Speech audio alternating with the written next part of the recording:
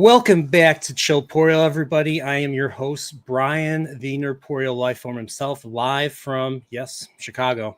I am Chicago right now, Ozzy. Somebody's got to be there. Yep, and with me, I got one of the elder Whitecloaks on the band of the Red Hand. Ozzy, how you doing? Ozzy I'm doing Moto. great, Brian. Good to see you.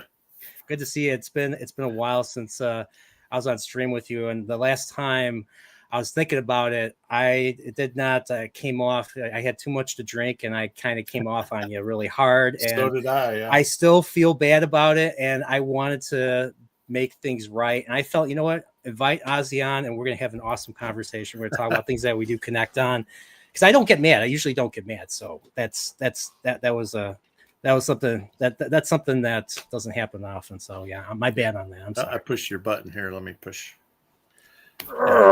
There we go. So how's your week been?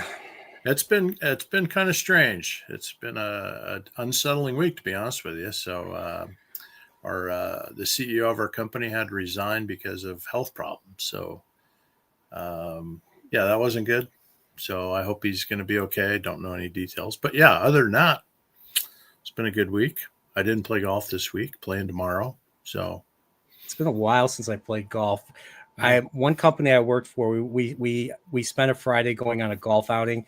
I don't have friends that like to golf, so I don't golf that much. But I went golfing, and I got to see some of my boss's bad habits. I got to see my boss go into rage mode whenever he like messed up a shot or something like that. So, and I realized how terrible I am. Yeah. I realized how terrible I am. Like just trying to hit the golf ball in the air in a parabolic path it would be a freaking miracle. So yeah, golf is the golf course is a great interview location. So you learn a lot about people, like people with tempers, or if they cheat, or how they deal with adversity. So it is the fact your boss was losing his temper is not a good sign, really. So I always tell myself, you're not good enough to get this mad at yourself. So what's funny was my boss's boss was purely calm, rational. He's been managing people for years. Now this was at my old company. This was at my old company. They did automation for life sciences. Now I work for a company that's totally different. Like they were the company I was talking about was more modern. Like they will call workers, engineers like me, resources. Not joking. Sure. But now I work for a company all the way out in Aurora, Illinois. So right where Wayne's World takes place. So like in literally the suburban outskirts of the city. People playing hockey in the streets. Sure. Close enough. And I work for a company that I swear they haven't done any renovations since the 1970s. Wow. So like the office looks old. There's rodents running around. Rats. They tried to hire some professional engineers, some PEs, engineers with licenses, and they looked at the place and they're like, nah, no, we're not taking this job. So, but it's basically a company that makes wastewater equipment. So I'm basically a contract engineer, and they make wastewater equipment. And so a company like Nowco, I think they do water treatment type stuff. And yeah, something like that. But they're based in Michigan, so yeah. Mm-hmm. So there you go, Trip. We talked about sports ball, but it was golf. So I got a question. Speaking of Trip, might as well say hello to everybody first. So yeah, so it looks like everybody came for you. Like I don't think I had a video game Chillporial, and I had a totally different different audience come in probably for that particular guest, because we were talking video games and Nintendo stuff, and now I got you. We're talking Wheel of Time stuff. So now I got the band of the Red Hand. Got some band members here. Doll's here. Like I don't think I've ever seen Doll on a Nerdporial chat before. So what's Doll going on? Doll lives in Norway, so Norway. Golf is a sport. Nice. Yeah, Trip. It's a sport. Yeah, Doll's up late. I haven't seen Trip in a while. How you doing, Trip? Hope things are good out on the mountains. Yeah. All work and no play make Trip something. Trip's been working hard. Yeah. And then we got Mr. William Richards himself. How are you, sir? Let's go programs. Hatsusama gifted 5 Nerporial memberships. Thank you so much for the donation. Then we got DJ Play Nice. We got Miss Martin Muses sends me a 99-cent super sticker. Awesome. Her and me are reading Wheel of Time for the first time. She swept past me. She's already finished like book 11, and so like Way to I go, was Miss so Martin. yes.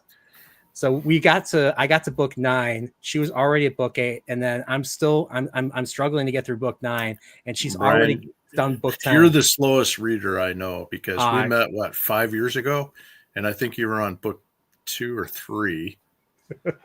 Yeah, and here you are, you're on 9. At this rate, you're going to finish, and I'm going to be dead. By the way, so it's been 3 years since I met Pips and I met Will, okay, Alex. So 3 years, yeah. And I think I started Eye of the World in November.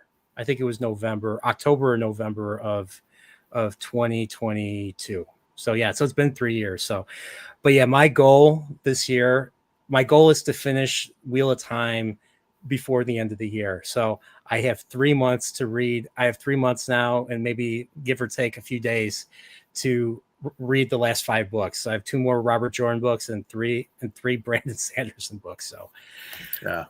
So they're good. Yeah, that's what I heard. I heard book 10 is infamous for being very slow and just being mostly a setup book for book 11. Yeah, I mean it was frustrating. So when I read them, they were coming out, right? So like a dummy, I thought it would be 7 books. So I saved the first 4. I didn't start reading it. And then I thought when the 5th book came out, I was like, all right. So I started reading. And of course, how dumb was I? 10 years later, he finished, or Brandon Sanderson unfortunately had to finish for him. But it was, it did feel really slow because he loved these cliffhangers, especially books 5 and 6. And then he wouldn't resolve them. And it was so frustrating. So you'd wait for the next book. It would come out, Winter's Heart, let's say. You'd read it and you go, damn, he didn't resolve these other cliffhangers. And then he added some more, but he resolved a few things, some major plot points in Winter's Heart. But it was so frustrating. So it felt like a slog just because you're waiting 2 years for a book. Yeah. But then on my reread, which was prompted by the TV show, the crap show, my reread, I felt like they were much better books than I originally did. But I think it was because of my anticipation of plot point resolution, and he was letting the threads get away from him, and he wasn't resolving things. So anyway, I think on a reread, so you have that advantage, but your problem is that's how slow you're reading them. You would have been fine with the way Robert Jordan was releasing books back then, because you would be just finishing a book and then the next one would come out. So I'm teasing you, Brian. So. That's fine. That's fine. Yeah. I mean, you're not wrong about me being really slow in that regard. Like, I wish I was more like, the only thing I wish I was more interested in what would happen next. So right now I'm at the point where I'm curious how the story ends, how everything, I'm just curious how everything plays out. But when I sit down and I read, I'm just like, and then my ADHD pops up and I just put it down. I do something, I go and I do something else. So that's fair enough. I mean, my problem is I want to know what happens next. And then I stopped reading actually for a while, and I just started recently. It's like, I got to get back to reading a lot of stuff. And just the other night I'm reading and I look at the clock and it's after 1 a.m, and I got a 9 o'clock or 8 o'clock meeting that day. It was already that day, right? It's like, no, man, I got to go to sleep. But then you're all wound up from the book. Mm-hmm. And so, yeah, that was me. That read and find out thing. That was me this morning. Like I felt I started reading chapter 55, and I got through part of it, and then I fell asleep, and then I woke up again at 2 a.m. So I'm wearing I went to Japan earlier this year. I'm wearing I'm wearing the clothes that I bought in Japan right now, actually.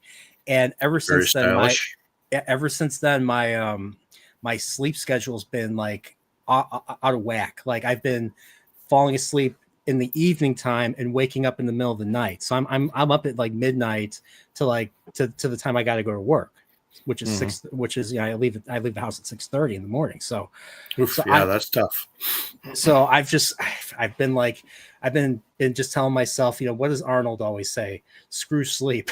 Screw sleep. You sleep time enough sleep for when sleep you're in dead. the grave. Time enough for sleep in the grave. Yeah, so it's just something like that. Yeah, it's tough when you got to get up. I got to try and cut myself off and say, hey, like, at midnight, I got to stop, even though you just want to keep going. So, yeah. And when I look over here, it's because I can see the texts over here, the chat. So, my other computer, just so you know. If you have more than one monitor, so I only have one monitor on right now. Yeah. Oh, you got three. Okay. Well, two computers, this computer and this computer with two monitors. So. Okay. Yeah, I got a second monitor right here, but I have it. It's disconnected from everything. So I just have this one right here. There's there you are. There's my camera. So, yeah, I figured before, so you got in the Wheel of Time, as they were coming out. Yep. So you were on the Reddit, you were on the Whitecloaks Reddit, I didn't post a lot. Show. I'm a really anti-social media person for the most part. Not even Facebook? No, I don't have a Facebook account. The only account I have is LinkedIn and the Red Hand, right? Okay. So mostly because I'm a computer nerd and I know what kind of data these people are collecting. But anyway, that's a whole nother story. But yeah, so I was lurking. Well, when I first watched the show, I was like, God, does everybody else think this sucks as bad as me? This is awful and so unfaithful. And so, naturally you gravitate to people of like mind on there, talking about the show. And it was just a lot of innocent, negativity about the show, which is great. And everybody was getting banned from the other one. So I just read it a lot. And then when the whole thing got kicked, and everybody jumped to the Red Hand server, that's when I signed up and went ahead and started talking more. So, but yeah, I was one of the OG Whitecloaks, and that's how I found out In With You band of characters. So, yeah, I was never. I mean, I got involved, or I met Whitecloaks through Prophet of the Dragon. I met Prophet of the Dragon through Salty Traveling Sea. I started my YouTube channel in 2021 just because, I was like, what? Yeah, I just like, I was just like, what could I talk about? I was like, well, I'm a big Star Trek guy. I'm a big Nintendo guy. I'll talk about the things I grew up liking. So I was like, what name should I have? Well, a big trope of Star Trek is you go out into the universe and you encounter some all-powerful incorporeal being. Whether, of course, the most famous one is Q from The Next Generation, but there were several instances in the original show that they came across, incorporeal beings that were all powerful that they had to use their intellect to, defeat. It's like one episode in particular, there was one where they encountered a guy who was dressed up as a squire. And then we find out at the end of the episode was that the squire was just a child of his particular race, just outside because it was summertime for him, basically. And so what does he do? Well, instead of torturing animals, he tortures the crew of the ship. That's what the episode basically was about. Because, back in that day, if you were home during the summer, you were a kid, you either stayed home and did housework, or they kicked you the hell out. They kicked you the hell out and you go play. So, yeah. But so I thought, okay, well, corporeal. I was like, nerd corporeal, and then history was made. Perfect. So yeah, my buddies and I use the Borg a lot. You will be assimilated. Yeah, that gets used a lot around my circle. But Borg. From here on forth, you will now service us. Yeah. Oh, that's just like. And if you have Will here, if Will or Alex was here, he'd say, "Oh, it's it's their way of expressing communism or something political like that." No, that's what the Borg is in theory, right? But... yeah. So you have seen. Okay, so you've seen some Star Trek. You've seen the original films, of course. Yep, I went to see. There's this place in Pullman, which is where Washington State University is. This thing here. I went to see Wrath of Khan when the day it came out in this. That used to be the post office in Pullman. Oh yeah, I put it. So I'll bring it over. I'll show you closer. It's really. I bought this in Portland. I was like, I have to have it. $60. It was worth it. It's such a beautiful piece. Portland, Maine, or Portland, Oregon.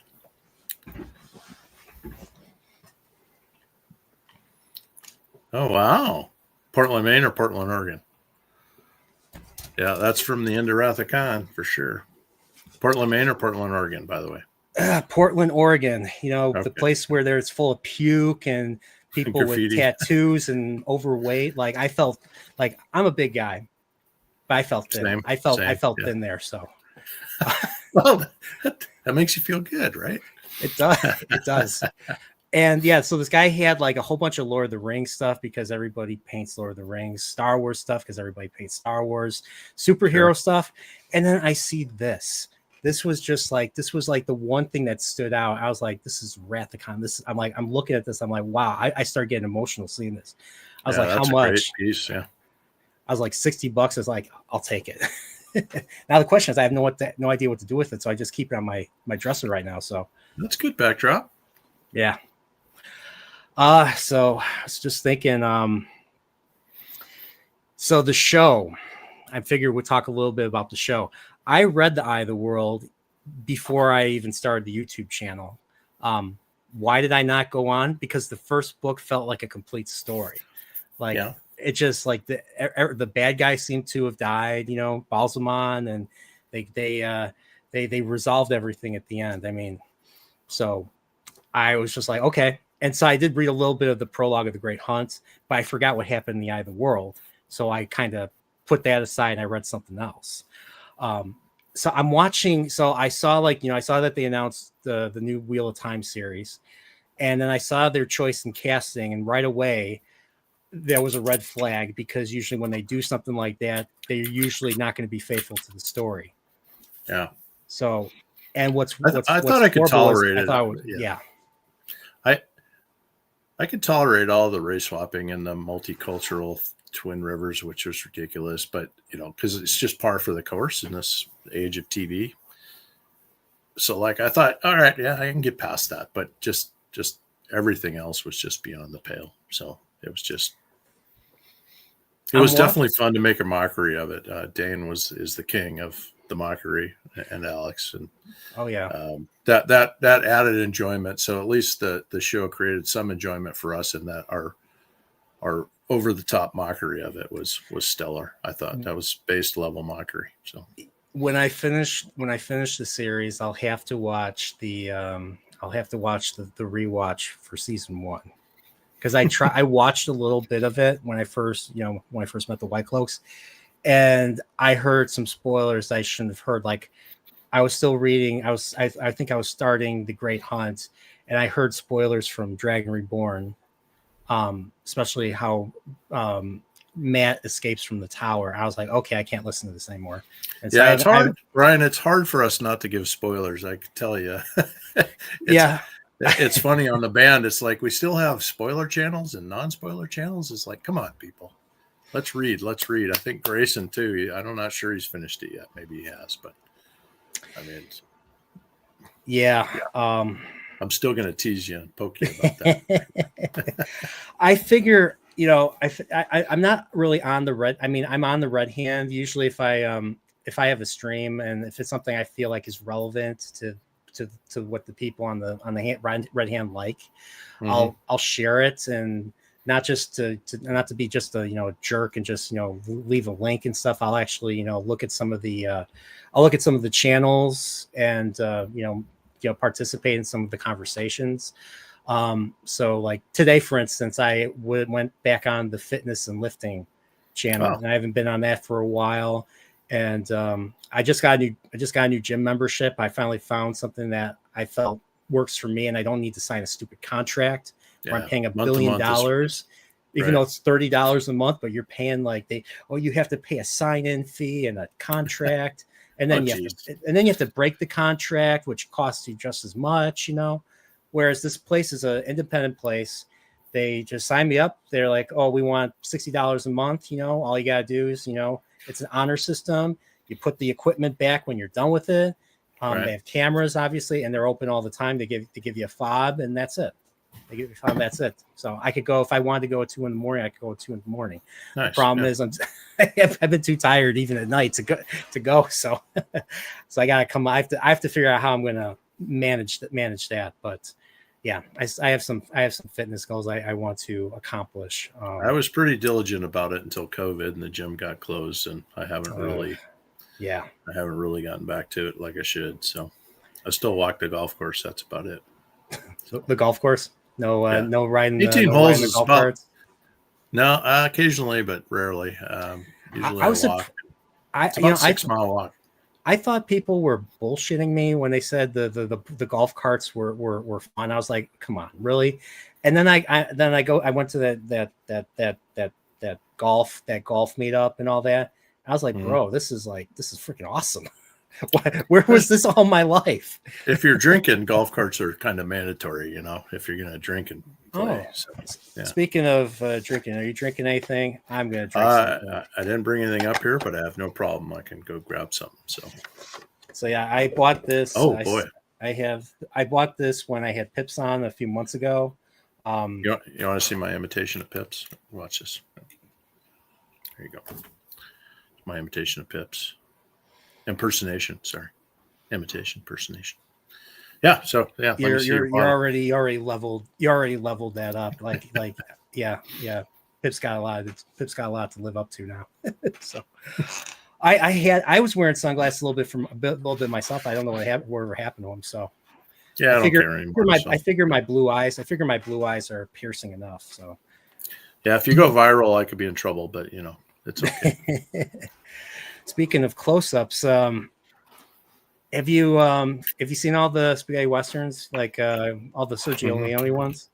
Yeah, been a while for some of them, but yeah, fistful of dollars for a few dollars more, and the good, the bad, and the ugly. Have you ever seen Once Upon a Time in the West? No, I don't think so. That's the one that he does. That's the one that Sergio Leone does after Good, the Bad, and the Ugly. It's the one where they're starting like a rail. They're basically building a railroad, and this one family finds a thing of water and the means to starting a town. And Henry Fonda's in the movie, and when you think Henry Fonda, you think that lovable guy, conscientious. When you think 12 Angry Men, conscientious thinker, liberal. In this movie, he's terrifying, and he's a murderer, and he's a child murderer, and you'll know what I mean when you see it. Like this movie was ballsy in the beginning. Like this is 1969. I am watching. I was like, they're not going to do what I think they're going to do, huh? And he did it. I was like, oh my God. And then you have Charles Bronson, just like he will pop up out of nowhere and he'll play his harmonica. We don't know his name, so we just call him Harmonica. And he plays his harmonica wherever he is. He looks up, he shakes his head, and he's like, you brought 2 horse too many. Then he murders the guys. So it's a great movie. It's a great movie. All right, I'll put it on my list. Yeah. And I was like, I know, I recognize these shots. Back to the Future Part 3 stole a lot of these shots from that movie. I was like, now I know where I've seen this before. Now I have a special relationship in my heart with Back to the Future Part 3 because that's the first Western I've ever seen as a 5-year-old, 6-year-old when it came out. Back to the Future. Yeah, Part 3. Dahl corrected you on your quote, by the way. So looks like we're one horse shy. I know you brought 2 too many. Oh yeah. Yeah, you brought 2 too many. Yeah. The most badass line ever said. So yes, it is. Yeah. That movie's so like I've gotten a lot because of how I've complained about Wheel of Time, and everybody's like, well, you don't like slow burn. I'm like, I actually do like slow burn. And that movie, Once Upon a Time in the West, is the perfect example of a slow burn. Like, scenes are long. Like that first scene is like 6 to 7 minutes, and there's no dialogue. It's just you hear the sound of a watermill, and which kind of creates its own little music in and of itself because it's just the rhythm and all that. And then you see a guy with a guy just like he's just sitting there, and there's a fly going on his face. This ugly guy, and there's a fly going on his face. He's just like trying to hit the fly, and then the train comes in. Charles Bronson. So yeah. Klaus Kinski. Oh, Klaus Kinski. There's another spaghetti western that is not that famous that I saw, and my mouth dropped when I saw the end of that movie. It's called the Great Silence. Have you heard the Great Silence? Mm-mm. It's a movie, takes place in like I think Utah, and spaghetti western. So it was filmed in like Spain or Italy or something. The bad guys win. Yikes. Yeah, like not just win, like a modern movie, like they totally win.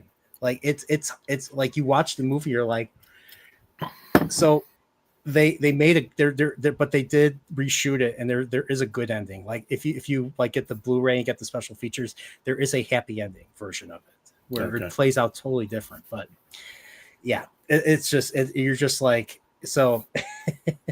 Yeah, Klaus Kinski was the Joe Pesci before he was Joe Pesci. So like if you said the wrong thing to him, he would just snap on you. Like like there was one point where he was on the David Letterman show, and David Letterman was very nervous talking to him. He was very careful what he asked him. And Klaus Kinski's like, "Where's my coffee? You said you were going to get me coffee." And he's like, "Somebody get him his coffee." And everybody went silent. So yeah, that's an actor. That's an interesting actor to follow and everything. Yeah. So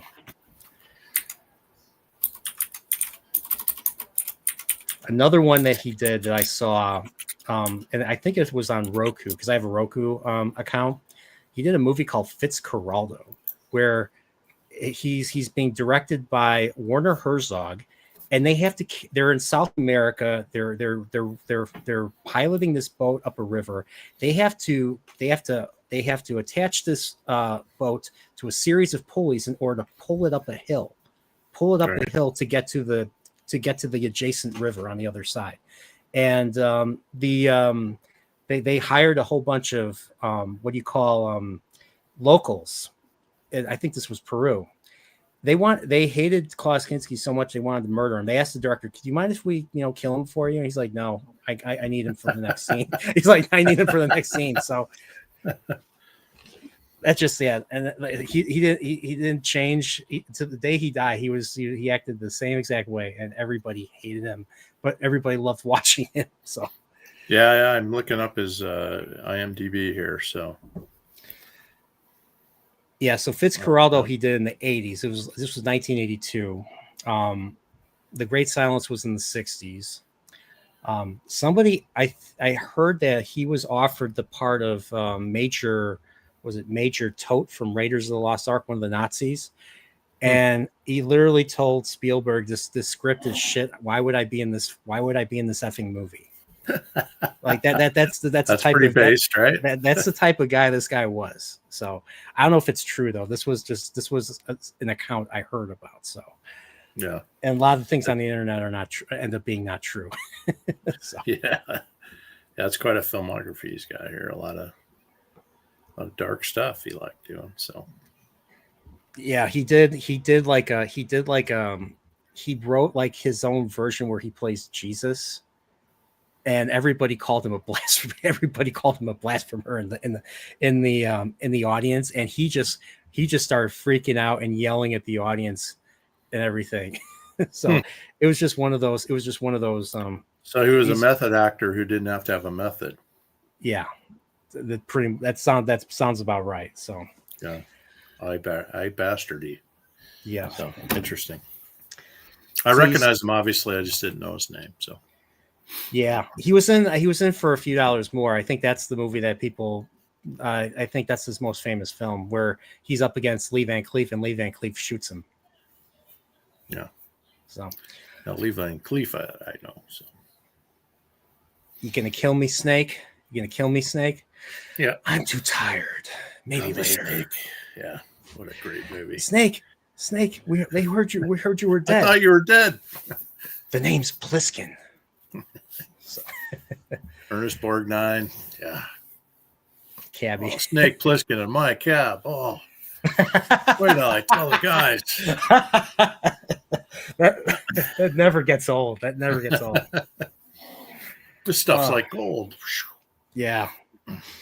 The I got a question. So obviously you've seen Every Which Way But Loose and Any Which Way You Can. Clint Yeah, Right Turn, Clyde. Yeah.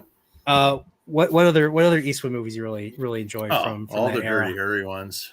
All the Dirty Harry ones. The Sandra Locke ones. Like the Gauntlet is very cool, but dumber than hell. I think she made it dumb. Yeah. But yeah, the bus, the bus rolling through the city with, yeah, so much on fire. I thought that, I thought that was a Dirty Harry movie. I first saw that. It was on, I think it was on WGN. It was on WGN here in Chicago. It was one of those late night movies. I stayed up to watch it. I'm like, this is a very different movie. There's a lot more at sexual. the time. It was a bait and switch. They kind of marketed it, so they didn't really say it was a Dirty Harry movie, but I remember when it came out in the late 70s, I think it was. Yeah, I big Clint Eastwood guy, big time. I mean, most of guys from my generation love the tough guy thing, and he was the epitome of that. I followed John Wayne's footsteps. I love a lot of older John Wayne movies like Rio Bravo. It's one of my favorite movies. And I saw The Searchers for the first time. Great movie. A few months ago. Man, I'll never forget that scene where he finds out that the guy's fiance, one of the daughters, that was abducted, was dead, and he's like, what's going on? He's like, do I have to spell it out for you? And I was just like, whoa, man. So people like to make fun of John Wayne, that people like to make fun of the Duke for his way of acting, but that was, I think he's an excellent actor. Just from watching that single movie alone. He played this. Yeah, he could do it when he wanted to. A lot of times he just played himself, like Rio Bravo. Just a super movie. I'm a huge Dean Martin fan too. Love his persona of, just having a cocktail and having fun. And Clint Eastwood, just all his movies. Even what's the movie with the jet where he steals the Russian jet? Firefox. Firefox. I still have not seen that one. I still have not seen that one. I just knew the name, but more before me, and you haven't seen it yet. But yeah. I used to read the TV guide religiously. So I used to read what were the movies at the end of the TV guide that came with the, because my dad got both the Sun Times and the Chicago Tribune. So every Sunday I read both of the TV guides, and I'd learn what movies were being shown on cable and all that. So so that's how I learned about Firefox. It was actually on TV. I watched a little bit of it. I think I saw the ending when he gets away and all that. Yeah. Spoiler it's kind alert. of a one-man movie. Yeah. Yeah. And Admiral Piet from Empire Strikes Back is in that movie. I was like, oh, he's in other movies. I had no idea. So Ernest Darfara too. Good thing I haven't been drinking or I couldn't say that. I agree that Metal Gear Solid blatantly ripped off Snake. Yeah. Oh, totally. Yeah. Oh yeah. But Metal Gear Solid 5 is a sweet game. I mean, what a great game. Even though they never finished it. Fan. Oh, you played it? Oh, okay. Yeah, it's Metal Gear Solid 5. Yeah. All right. I was gonna ask if how much of a gamer you were. Oh yeah, that's how I got into computer science. I wanted to write computer games. Hard to make a living at that though. So yeah. No, I was definitely a gamer. What was the first thing you played that got you into gaming? First game, Pong. I remember Pong. There was a game called Hunt the Wumpus. Was one of the very first games, ran on a mainframe computer. You kind of go through these random. It's basically a grid, but you can't see the grid. There was no visuals back then. Word game, Zork. Some of those very early games. They came on cassette tapes, and you load them up in your Commodore PET. So you had an Atari?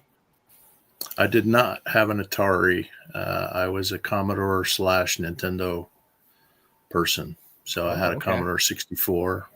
I wrote sports simulations. Instead of spending my time doing assignments in college, I wrote sports simulations. Sports Baseball and simulations. football mostly. Yeah. Oh, nice. I love the probability. I'm a stats nerd, as you probably know. So it's, yeah. I had a Nintendo the first Nintendo, the NES, and NES. then I never really had an Atari machine. I had Sega machines. Now I'm an Xbox guy. Never had a PlayStation. Again, that's one of those religious things, right? Star Wars, Star Trek, PlayStation, Yeah. Xbox, right? Those were the two winners in the long run. Nintendo, Sega. Sega does what Nintendo Nintendo, don't. Sega. Nintendo buried them though. Oh, Sega got, totally. yeah, Sega got kind of stupid, but still wrote some good games, some good software. But yeah, Nintendo buried them from a hardware standpoint. So. Oh yeah, yeah. They're still making. Consoles to this day. I might pick Yeah, up. I just bought a Switch 2 for my son, or I Oh, should say I paid for it for his birthday. what So what game did you get him for with the Switch? he got the new Donkey Kong game, and he's been playing the new Zelda. But I Okay. think the new Zelda worked on the old Switch too, right? Yeah, yeah. So obviously the Mario one came with it. I played that with him over last time he was here actually. My son's in college, and we played the Mario Kart. Of course, I think I beat him 1 out of 20 races. It's pure luck. Yeah, But I'm still stuck in the past with Mario Kart. Like I still prefer the old Super Nintendo and the Nintendo 64 Mario Karts. And then sure. after that it just felt like iteration after iteration. I kind of lost interest after that. So Bandana City were favorites. Oh, look at Doll had a Commodore 64. Sweet. Yep. So there it is. Yeah. NES Yeah. was So on the Nintendo 64, Donkey Kong was my favorite. I burned so many hours playing that game, and you can't buy it anymore because of some rights things between them and Microsoft. Because Microsoft owns Rare, yeah. or Rare had gone through however many iterations, and they just can't resolve their differences, and so you Have you can't play. I have still you have the cartridge though. So have you ever played Battletoads? no, I haven't played On Battletoads. NES. No. That's a hard game. That's a very Yeah. fun Probably why I don't play it. game. Probably. So yeah, I played. I loved Banjo Kazooie. I loved Donkey Kong 64 back in the day. I think by when Mhm. those games came out, I was in high school, or Yeah. I was I in still junior high say, going to oh, high school. banana. Oh, banana. The new Donkey Kong references that. Does it? Yes, it does. Because it's the first it's the first 3D game since Donkey Kong 64. So yeah, Yeah. so I'm looking forward to. I don't know if you ever played Metroid. I'm looking forward to I Metroid. haven't. No. So the new Metroid Prime is coming out in December. Metroid's basically an exploration. It's a sci-fi exploration game where you play as a bounty hunter, and it takes a lot of stylistic and a lot of thematic and tonal inspirations from the first Alien movie. Oh, okay. So you Pretty have this, dark for Nintendo. yeah, it's rated T. It's actually Wow. not. It's rated C. It's not rated E. Ooh, It's they're rated getting T. crazy. Oh man. Yeah. The game Super Metroid on the Super Nintendo, the title screen, and now this is 16-bit pixelated, characters. The title screen, when you turn on the game, there's dead bodies. There's dead bodies on a science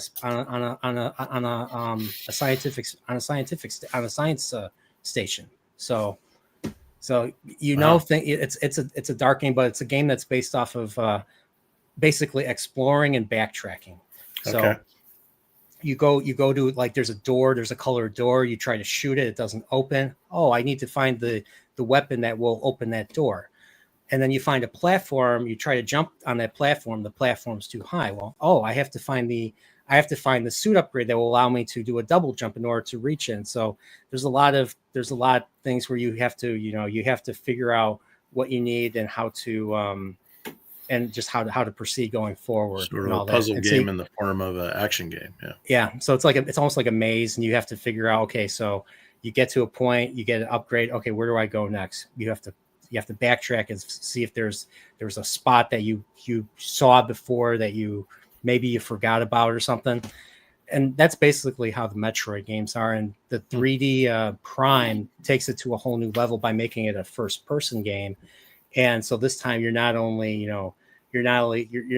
it from a 2D you're not playing it from a 2D perspective. You're playing it from a first person perspective.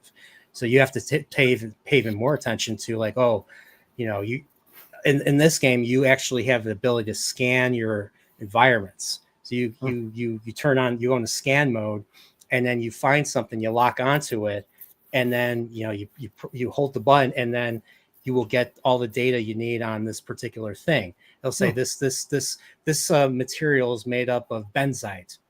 What can work? What works on benzite? A missile. You can blow it up with a missile. So, and it's that same type of game. You have to do a lot of backtracking and figure out where you have to go next and what items you need or what upgrades you need in order to do that. So yeah, those games are dangerous for me because I'm a completionist. So oh, RPG yes. games, if I get a side quest, they piss me off because then I got to do the side quest, and I never finish the main quest because I can't ever leave anything undone. So I have to pick and choose. Like right now, I play RimWorld a lot because you're just kind of building with the way you want to build and stuff, and it's like a simulator. Yeah, it's like a colony simulator. So you start with one or two characters and you build over time. It's a pretty fun game. So lots of hours, 800 hours on that one. That's the bummer about Steam telling you how much time you waste on different stuff. So Zelda is great by the real Ozzy, the real Ozzymoto. So you are famous. Somebody already had Ozzymoto, so yeah. Okay. Yeah. So I am not the biggest fan of the newer Zeldas. I like the older, my son loves them. He eats them up. So yeah, the open world stuff kind of takes Ocarina of Time is fun. Oh, Did you play that one? Yeah. I did. I made a 5-hour video on my channel. Oh wow. About that game. I didn't watch it. So oh, I'll have to send it to you. I'll find it on your channel. No worries. Yeah, that game is what got me. I mean, Zelda is basically my gateway into the fantasy genre. Gateway drug. All right. Yep, pretty much. And Ocarina, actually it's Ocarina, got me interested in the hero's journey. And that's kind of what led me to get into that. My church got me into reading and seeing the Lord of the Rings films. Came out the perfect age for me. Those films came out when I was in high school, junior, senior, and freshman year of college. So yeah, we're in the theater. We're seeing Return of the King.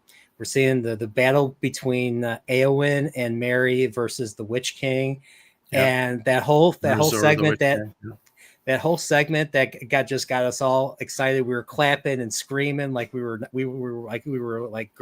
schoolgirls, even though we're 19, 20-year-old guys, seeing this movie. So, and then I reread the book with the Whitecloaks, and I was like, holy crap, this is even better in the book. They should have just stuck to what was in the book. Had the barrel blades and.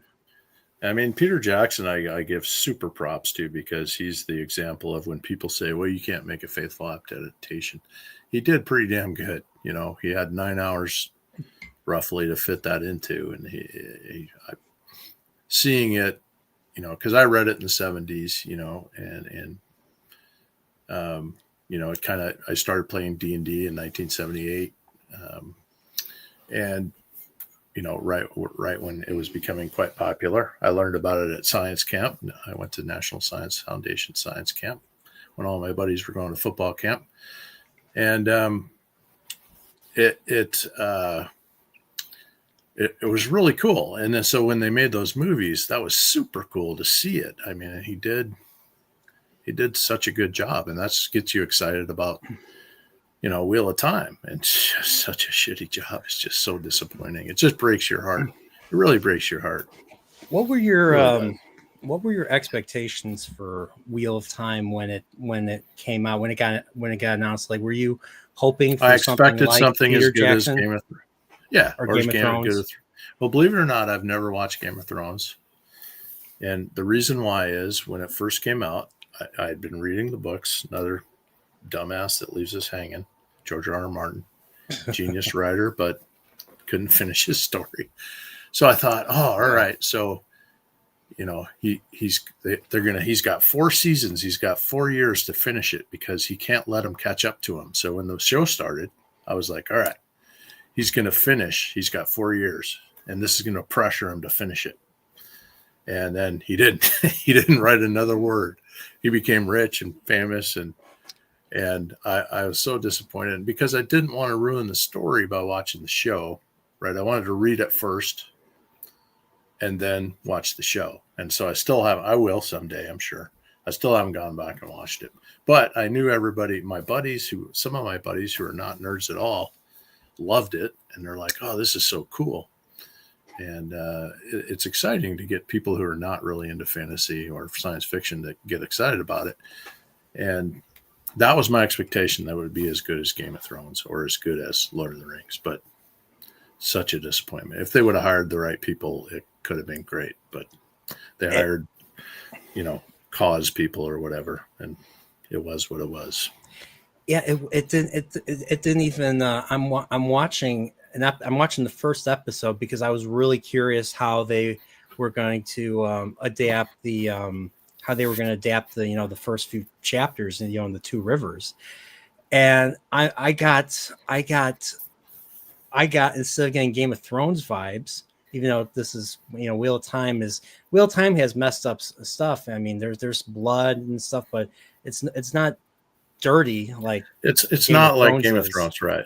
Yeah. Robert So, Jordan was not as dark a writer as George R. R. Martin. and he wasn't, and as Gadfly would say, he wasn't gratuitous. Like if Exactly. there was sexy time, he cut He away. would, yeah, he would let you, yeah. So he'd leave it to the imagination. Right. And I'm watching this, and I'm getting, instead of getting Game of Thrones vibes, because Game of Thrones actually looks good, like it looks like a quality show. I was getting Shannara Chronicles vibes. The WB, or what are they called? I thought Shannara CW. Chronicles was better. So to be honest with you, I Probably. watched it. I thought it was better, actually. Have you read those Yeah. Oh, yeah. Terry Brooks books? I read the Sword of first one. Shannara was a complete ripoff of Lord of the Rings, but I enjoyed the Totally. hell out of it. I didn't care. And so, yeah, I've read them all. Terry Brooks Yeah, actually Alanon was just worked on. Gandalf, and Yeah, the it was orcs, all. the gnomes were the orcs, and the warlock lord was Sauron, and Yeah. the sword of Shannara was the ring. Only difference was in the Shannara universe. The Shannara has kind of some stuff in common. Wheel of Time being post Yeah, post but you didn't really know apocalyptic. that until a few books in, right? So Yeah, and what's funny was the new show, the Shannara Chronicles. They showed all the buildings and all the equipment that was from thousands of years ago, and I'm thinking about, I'm like, it wouldn't look like that. It would be, everything would be gone. Like the nature would suck it up. So that's the one thing that Wheel of Time that Robert Jordan got right. Like all that technology just got sucked up by nature. That's why you don't see anything left from the Age of Legends in the Third Age by some, an age long past. Okay, that's not how it goes. But yeah, but there's so not yeah, but I've read. there's nothing left. That's how it is, because the earth just eats everything up. Yeah, Any steel is going to be eaten within less than a century. yeah. I think I have most Terry Brooks books, and like most writers, as he got older, they weren't as good. But yeah, I think, isn't he still writing books? he came out with another series recently.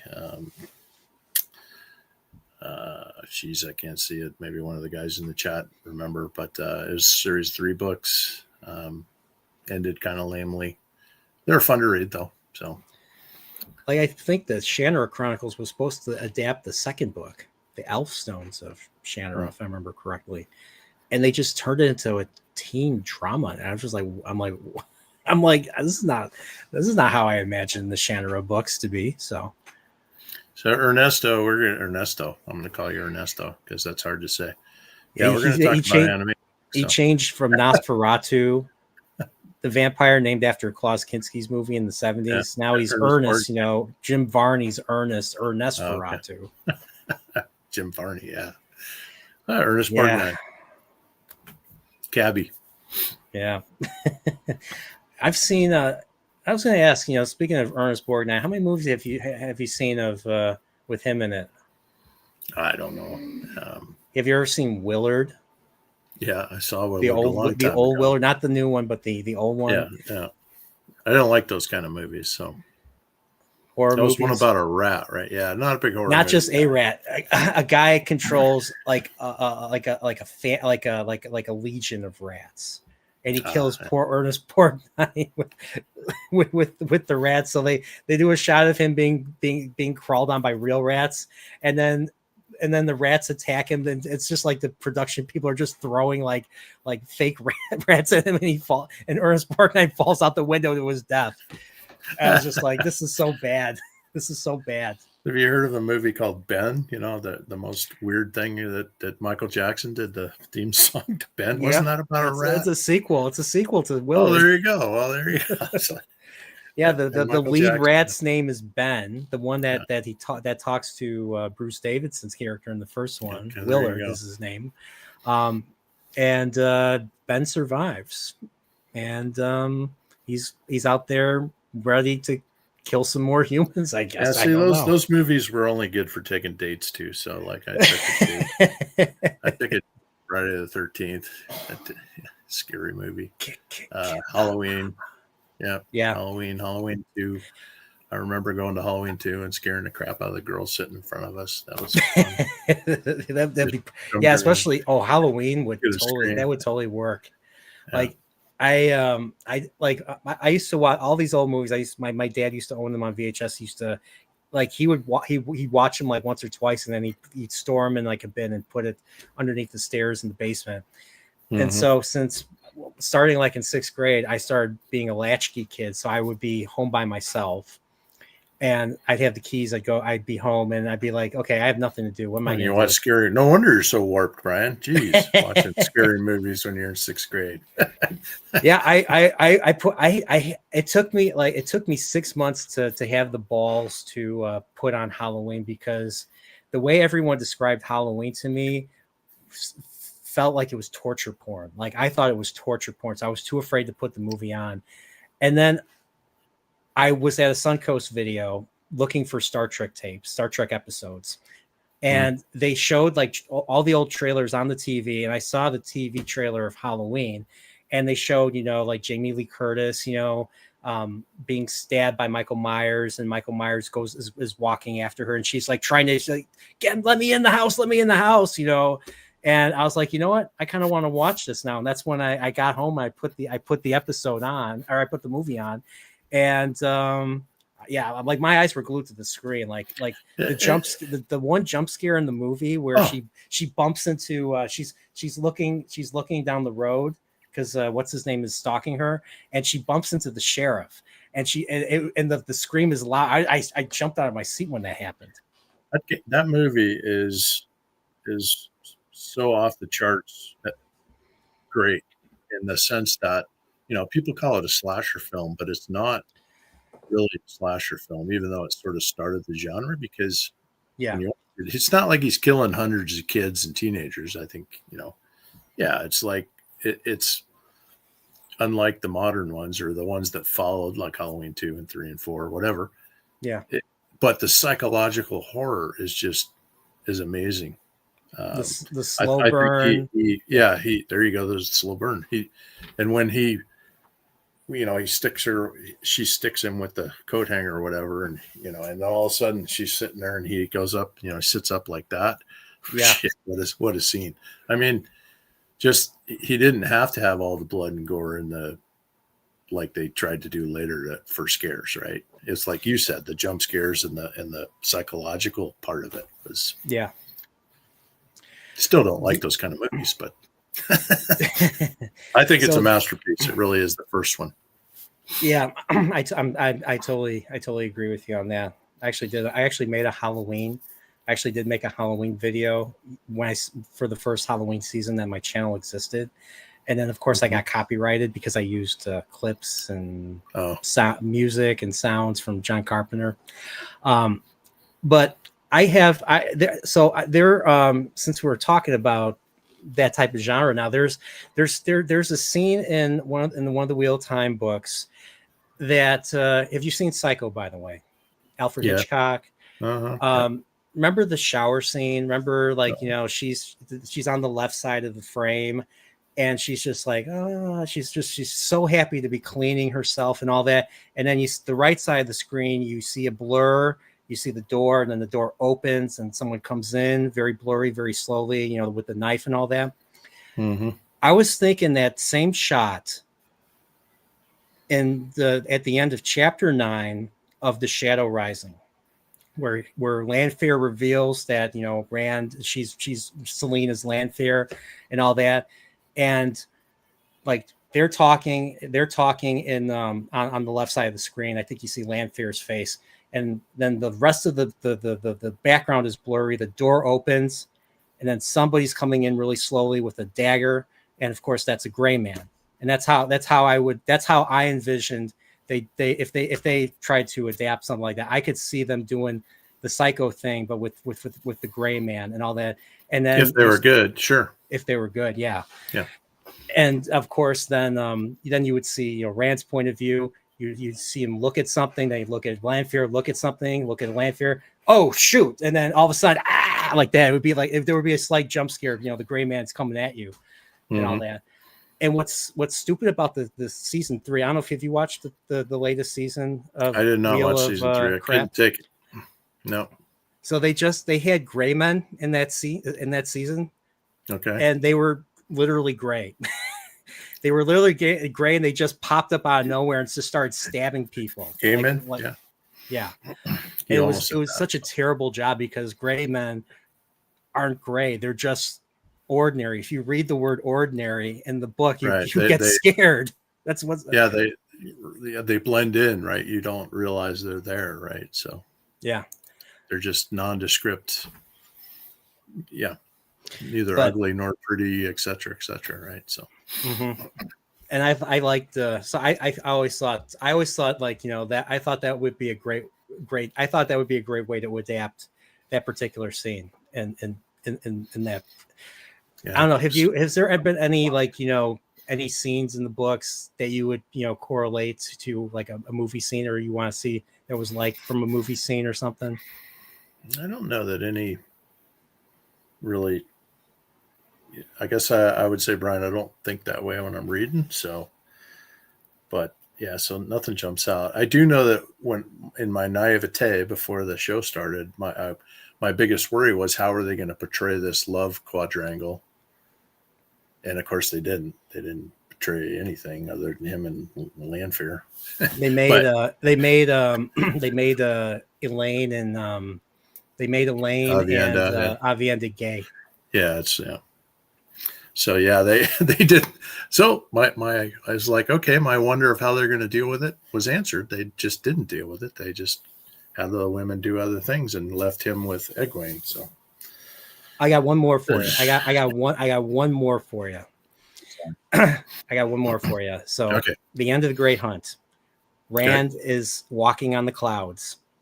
He's by himself, and then all of a sudden, right in front of him is Baalzamon.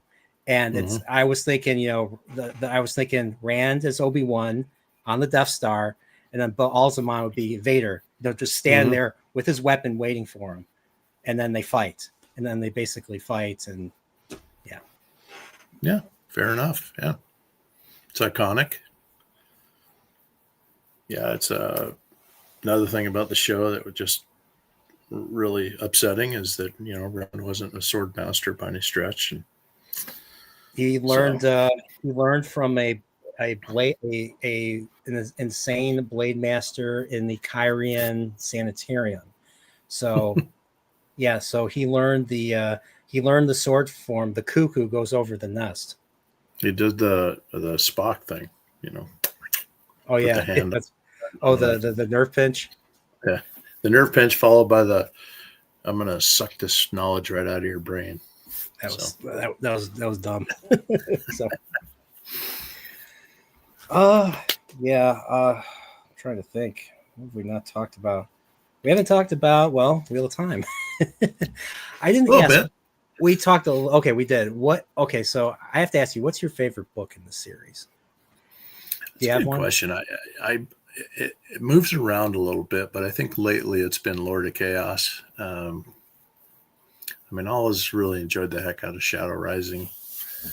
But I think right now it's Lord of Chaos. Lord of I just, Chaos. I I liked just how think it a lot of stuff happens. Yeah, I liked how it ended. I liked the last 7 chapters. I for liked how it sure. began. I loved the introduction of Mazrim Time. Like Mm-hmm. there was a great amount of tension that I just felt was absent from a lot of the chapters. So it was something that just kept me engaged. So like That's learning good. about Yeah, the school or the farm, learning about the farm was pretty cool. Learning that he's trying to, build the Black Tower. yeah, And I felt like, oh, the last battle is coming. He's trying to ready himself for, all the dreadlords that are supposedly coming. So I'm just curious who these dreadlords are. Are there going to be dreadlords after book 9 that I keep hearing about? So, yeah. but it got me interested in the future, and it got me interested in what happens next. And yeah, just like the whole build up to the final battle at the end was just really really great. Like it was just I liked how they were all they're like, we're gonna go after Rand. Loyal's like, we're going after Rand. You're not going alone, parent. And it was just great. It was just great stuff. Yeah. Like Yeah. it's when characters just obtain that courage, and you just Yeah. had And that a moment. well-written scene, just the whole section was I thought, a well-written scene. And the battle, yeah, the Do My As Well battle was just Yep. like, especially the initial part where it's basically Perrin and Loyal are just fighting the Shido back to back, making me think, oh, like, Lan Mm-hmm. and Moraine were fighting back to back, and when the stone was standing and all that. So I thought that was great. The whole Rand being put in the box and having PTSD because of being from claustrophobia, I thought was was very good. Very like I was just like, holy crap! Like this is this is real. This is real good stuff. Like this is like Robert Jordan knew what he was doing when he was writing this. So Yeah. because yeah, that was the one thing everyone's like, because I was not enjoying Fires of Heaven. And so everyone's like, if you don't like Lord of Chaos, we're gonna disown you, nerd. Yeah.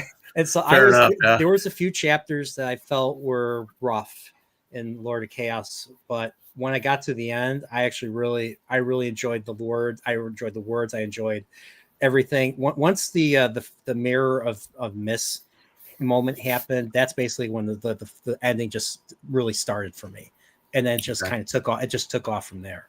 Yeah. It's a long read for sure. I mean, it's a commitment to read it. I mean, I tease you, Brian, but it's a commitment. It's the longest 14 book. long books. Yeah. Yeah. The Sanderson ones are quicker reads because I think he's more of a, it sounds mean to say, a candy writer, because I like his books. I know some of the band doesn't. Some of the Whitecloaks are not Sanderson fans, but I am. I'm reading the last Wax and Wayne book right now. It's called The Lost Metal. And but they're just quicker reads, and they're more sort of fluffy, like they don't make you think as much. They're just he's such a smooth writer, you just flow through the books. So I think when you get to those, you'll find they'll flow for you. I've noticed. He does a good job picking it up, but I've looked at I haven't read it, but I've looked at the paragraphs. Like I have the books right here. I've opened them just to see what's in them.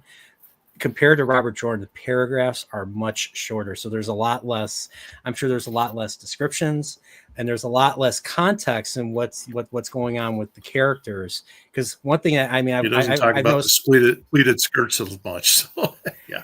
yeah, I mean, well, like he will he will start a paragraph with a quote, with a piece of dialogue, a single sentence, and then he will go in for the next three paragraphs on why that character said that, and then he will continue the conversation 2 pages later. And by the time I get to that conversation continue, I'm like, what the hell was he talking about in the first place? I had to go back. I have to go back and look at the Exactly. initial dialogue. So yeah. So I mean, and that's Robert Jordan for you. So, and I mean, a lot of people like that. It's there are times where I found the stuff he's written really good and really interesting. There's other times where I was just like didn't care. So Well, you're about to hit the writer's block book, Path of book Daggers 10. and yeah. Yeah.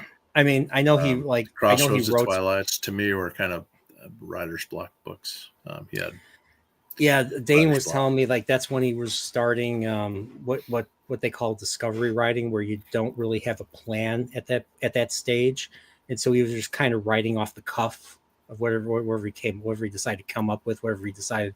Hey, I didn't really talk much about this. I'm going to explore this. So Yeah, I always think about it as he lost control of the narrative. And so guys like George R. R. Martin don't have any problem killing off major characters. He'll build up a character, kill them off, and that kind of kills that plot thread. Robert Jordan didn't do that so much. And so he would have his character base just ballooned and ballooned and ballooned.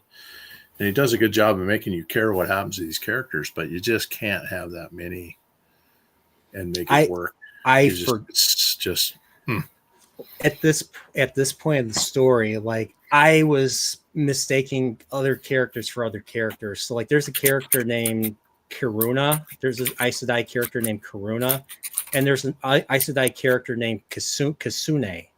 Mm-hmm. So one was the one that was at the end of Lord of Chaos, and the other one is a Cadsuane, I don't know, disciple, apostle, whatever, a follower of Cadsuane. By the way, I did not. I liked how Cadsuane was introduced, but I couldn't stand her for like the last couple books. But then in this final chapter, to stand her. Yeah.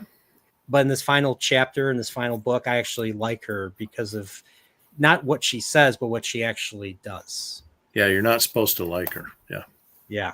So she's the he also had too many names, and the internet's great because you can look them up now.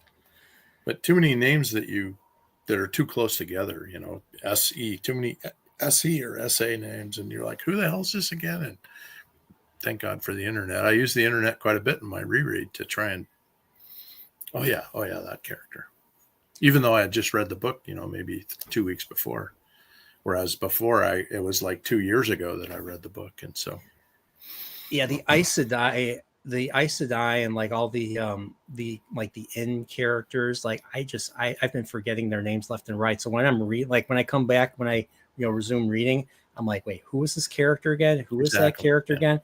And that's some of the issue I've been having lately. I didn't have the issue when I initially started. Weaknesses in the series, but also you could argue one of the strengths because the depth, the massive depth. But I think that also made it daunting for Robert Jordan because he has to try and his editor, Harriet, he should have had multiple editors to make sure he kept everything straight. And it's a lot of work. So yeah, still a genius. Mm-hmm. My second favorite writer behind Tolkien. So I wish he would have written more. That's the downside of Wheel of Time. It consumed him literally. So yeah, his Conan book's great. I don't know if you should read that when you get a chance. The Conan books he wrote.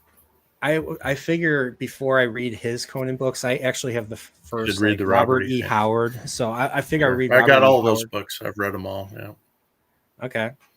Yeah, I got I have a whole in the 70s. I have a whole bunch of series that I've yet to read. Like I have a lot of first books. Like I have the first Memory, Sorrow, and Thorn book, the Dragonbone Chair. That's one I want to read. That's one Dane has been trying to get me to read. Another one is Malazan. I don't know if you've heard of Malazan. Mm-mm. I think that's like that's a more of a war epic fantasy. So it's Hmm. like the main characters are like, I think they're a mercenary company, and there's like a lot of stuff going on in this particular world. I don't know beyond that. I want to reread Sword of Shannara now. I read Sword of Shannara when I was a kid, so I kind of want to It's funny how revisit you that. say Shannar because I say Shannara. It's funny that That's how the author, that's because I watched okay, the fair video. He's enough. like, Yeah, that's everyone's like, fair. yeah, Terry Brooks is like, he will correct you if you say Shannara. He will correct you. He's like, no, it's Well, Shannara. he's not pronouncing it in proper English, and he must have missed that day of English class. So. But I'm a visual person from a reading standpoint, so my brain sees the pattern of letters, and then that's the thing. And I actually don't try and pronounce these things in my head, right? So Yeah, it's funny that Wheel of Time and hanging out with the Whitecloaks, it's like, and of course Dane being pretty anal about how you pronounce things. It's I don't even think about how to pronounce naive or whatever, so don't correct me. I just see the everybody, word and that's her. everybody pronounces Kyrian different. Some Right. people say Carhian. Some people say. When I first read it, I thought it was Carrion. Yeah, but it's But not. it's actually Kyrian. It's actually Kyrian. So Sure. um, Okay. I'll take your word for it. I just yeah, see the because pattern of letters and it's that's from what the it is. because it's from the glossary. He actually wrote down like how like it's Keye, which is Kai, Mm-hmm. re n. So Okay. yeah, See you, Gadfly. take care. Looks like Gadfly's checking out. Yeah, it's late. It's late and everything. So actually, He's yeah, the East I Coast. actually I had the honor of meeting him, um, Will, Pips. Um, Very cool. Is that at uh, Will's wedding? I've met yeah. Will in person, Alex, and we met in Scottsdale. So he's the only one I've met in person. Are you in Scottsdale or? I live in Scottsdale for 5 months out of the year. Right now I'm in Seattle area, Bellevue, Washington. Okay. So I've never been to Seattle, never been to Washington. First time I was ever in the Pacific Northwest was a few well, if weeks you were ago in when I went to Portland, Portland. it Yeah. was right across the river. You could have driven across the bridge and back. You would have been in Washington. So Oh, really? Okay.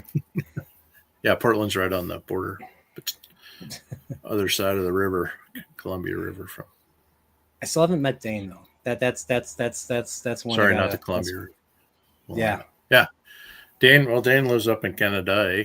So yeah. The Calgary, yeah, the Texas of Canada, basically, or something yep, equivalent. Calgary Stampede. Yep, Yeah. just north of Montana where I grew up. So it's a very similar from client or to where Oh, I grew up. So you grew up there? I grew Where? up in western Montana. Yep. Okay.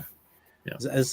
How many are there a lot of cities in Montana? I mean, there's Helena. Now there's less than 1 million people in this whole state. So So it's Missoula, I grew mostly up near Missoula, west of Missoula. There's okay. Missoula, Billings. Bozeman is a big yuppie town now, unaffordable for regular Montanans. Bozeman is where Montana State University is. So Billings is the largest city. Butte, which has shrunk. It's a copper town, mining town. Mm-hmm. So my hometown was a mill town, but the mill's shut down, gone. So I see. yeah, so still a great state. Love it.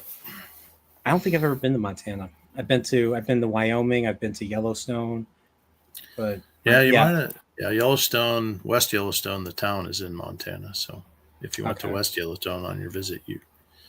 But yeah, most of Yellowstone Park is inside Wyoming. Yeah. Yeah. Okay. Went to visit Old Faithful there.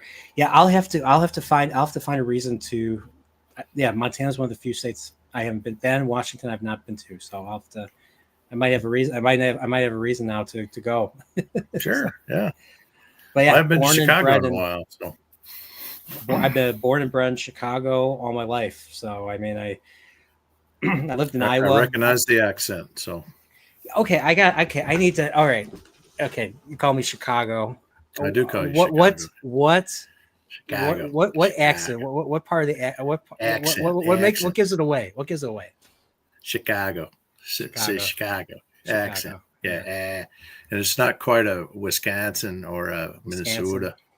Yeah, it's Chicago has a very specific accent, just like Boston and Mainers and Boston are hard for me to tell apart, but I think in the South, I've spent a lot of time in the South, and you can, if you spend a lot of time there, you can tell the difference between a Carolina accent and a East Texas accent. They're all just a slightly different. So, I say God. God, yeah, God. you guys, your A is a little long, but not like a Boston long. If a word ends in A in Boston, it ends in an R, and if it ends in an R, it ends in A. So, I pot the God in the garage. Yeah. I had someone from Boston like a month ago, and every time there was a word with AR, it was always so it's let's get started, let's go to Boston. So Boston. so every time he did that, I had to point it out. I had to laugh.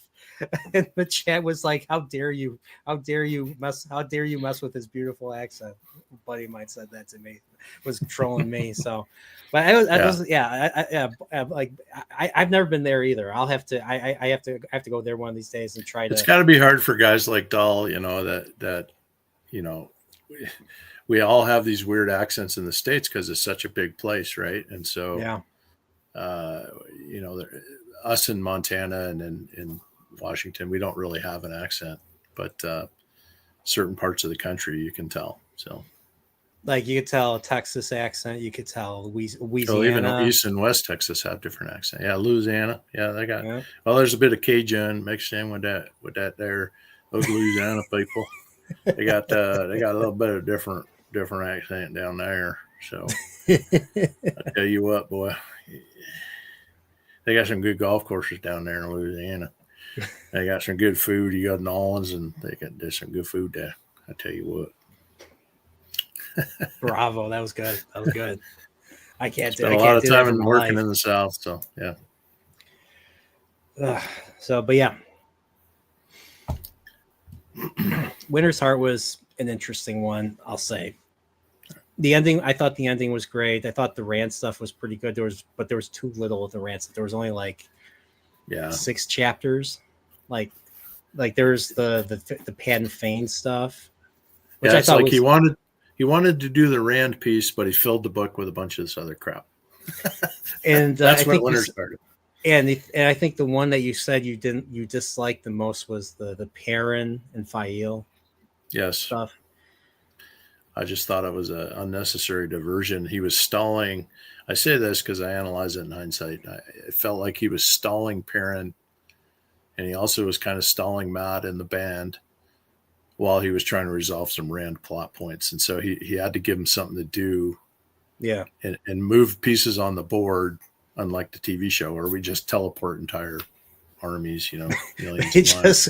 They just go right from they go right from Tyr all the way to like Tar-Valon. Like how did they or Balma to Tar-Valon? Like because that's like I think Prophet Steve from Prophet the Dragon.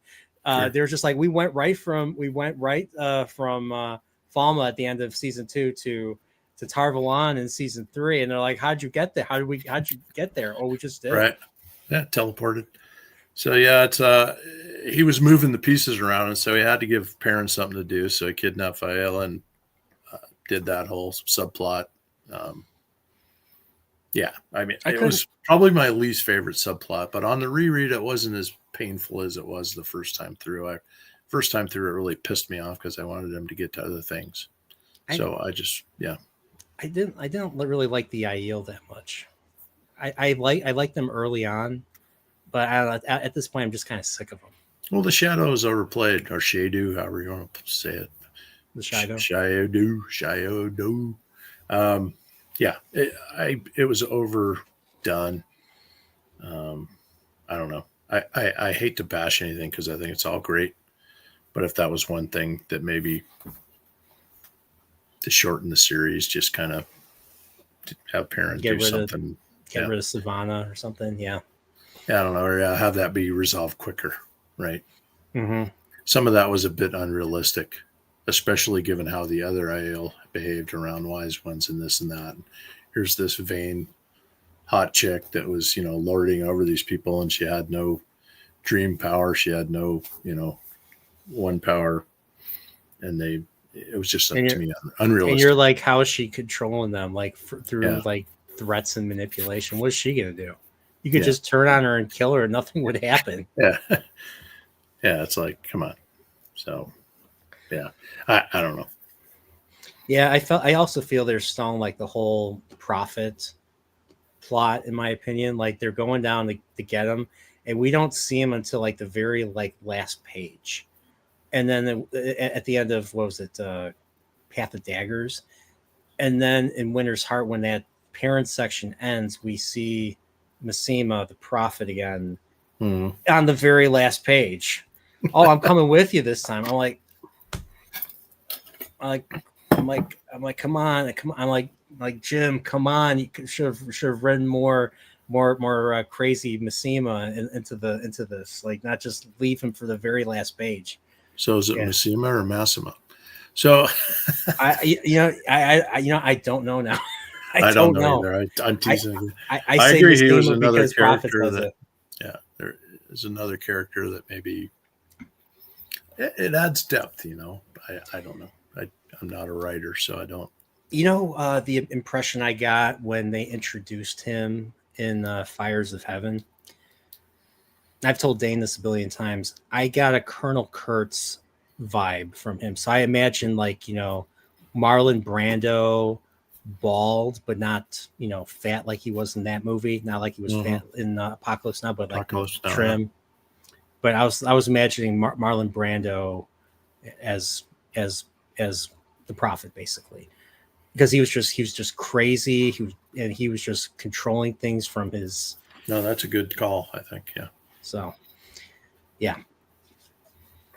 Yeah, he was a unique character in that series. And I accidentally found out his demise. So, yeah, I've been exposed to some spoilers. So I know, it's hard, Brian. It's hard. You hang around nerds like us, you're gonna get some overflow. So yeah, so I know I know how the story ends. Like I know how Rand's part ends. Like I don't know all the details of the last battle, but I know the big twist at the end,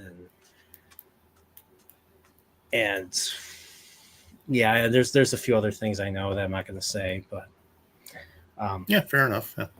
But I there's a few things from Night of Dreams that I know that I kind of accidentally found out. Like I know who he fights at the end or near the end, and I don't think I know much about Book 10. I just know that everybody except for maybe Pips and Gadfly hated the book because those guys guys are Robert Jordan apologists. Like they're if C.S. Lewis to God, they'd be C.S. Lewis. They'd be that to Robert Jordan, basically. Like no arguing whatsoever. Yeah, it's again on my reread, it wasn't so bad, but when it was coming out, it's like, really, okay, I waited 2 years for this. Nothing happens. Again, moving pieces on the board. So, in that sense, like the first part of that book is just so 100 pages in. I'm like, really? Nothing has happened yet. So I remember, that's what I remember about reading that book the first time, is looking down at the page number and going, nothing's happened yet. I was so disappointed. That little meme that I forget who likes to post it, where nothing ever happens. And little guys pointing at the blackboard. Mm-hmm. Yeah, if I'm really struggling with the chapter, I will because I have a Kindle. I use a Kindle to read. Sure. That way I can turn off the lights and I could read it in the dark. Yeah. If I'm really struggling with a chapter, I will go to the table of contents and see how many more pages are left. And one thing I liked about the earlier books was that if there was a longer, so like Robert Jordan writes chain of chapters, so he'll write like 3 or 4 Rand chapters, 3 or 4 Perrin chapters, later on Matt and Egwene and Elaine and all that. And usually the first couple of chapters would be relatively 10 pages, and then the last chapter would be 20 pages. And especially in the first 3 books, there was like a whole bunch of stuff that was revealed or stuff that was or that was revealed through foreshadowing or something, and Foreshadowing. Yeah, he did a lot of that. that stuff got me really Yep. excited. Like Love foreshadowing. people Yep. make fun of the way not the ways the the accepted trials. I thought the Portal accepted Stones. Oh, trials were accepted really trials. freaking cool. Like I was like, is this? I'm reading the accepted trials, like especially Egwene's ones, where like Rand is like caught by the Aes Sedai and she's trying to save him while she's being held by like 13 Murdral and 13 Black Mm-hmm. Aja. I was like thinking, is this foreshadowing something similar going to happen? And I mean, I'm at that point where I'm like, oh, nothing like that has happened yet. So Well, I'm there's some in the final areas like that. So he does get back at really. Brandon Sanderson gets back to that a little bit. So okay. you're getting a little more taste of that down the road. But yeah, that's an example of a plot point where we're losing a thread, right? It's got to me. Brian's got a question for you over on the chat. So Yeah, Brian, my friend in real life. What are you drinking? I finished a Topo Chico hard seltzer. I am drinking, Brian. I am drinking Lagavulin. Lagavulin Lagavulin, good Islay stuff. single malt Scotch whiskey distiller's edition. That's what I got right here. So, I've been to Lagavulin. and I have the Scotland. box too. So here you go. Yeah. You're Um, not tumbling right now. I'm Scottish, mate. Scottish. I'm Scottish. Yeah, I blame Pips for me drinking whiskey again. I was never much of a drinker, and then I started drinking on stream, and I know. I was I started there. making all at the ripe young age of 38. I've People been tend to making yell at all each the other mistakes when that teenagers make when they drink too much. yeah, people yell at each other when they've been drinking too much. So Oh, absolutely. Yeah, exactly. So, oh, Stephen King. So, I was considering. I don't know if you've ever read any Stephen King or I don't like Stephen King books, so I never read any. okay. I love the movie Shawshank Redemption, though. I've seen it like 100 times. Oh, that movie. Just me thinking about that movie puts tears in my, especially the Oh, way that what movie a good ends. movie! Yeah, Yes. yeah. So They made they adapted The Long Walk, which is the a Green short Mile. story that he did. It's a short story that he did back in like I think the late 70s. It was that basically, you play this deadly game, basically, whereas the loser dies. So, kind of like that. You ever hear that show Squid Game I haven't on watched it, but Netflix? yeah, I've heard of it. Yeah, Squid Korean. Game. There's a movie called Battle Royale in Japan. Same idea. The Hunger Games is, I think, of that same genre too. It's basically you play this. Oh, People are forced, usually by this totalitarian government, to play this deadly game, and the losers usually get killed, either by their own people or by the military. In the Long Walk, it's basically these young men are basically competing to win, basically win whatever, they want to be set for life. You're set for life if you win this.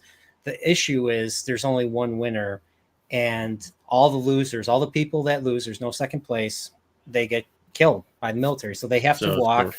It's basically a test of endurance.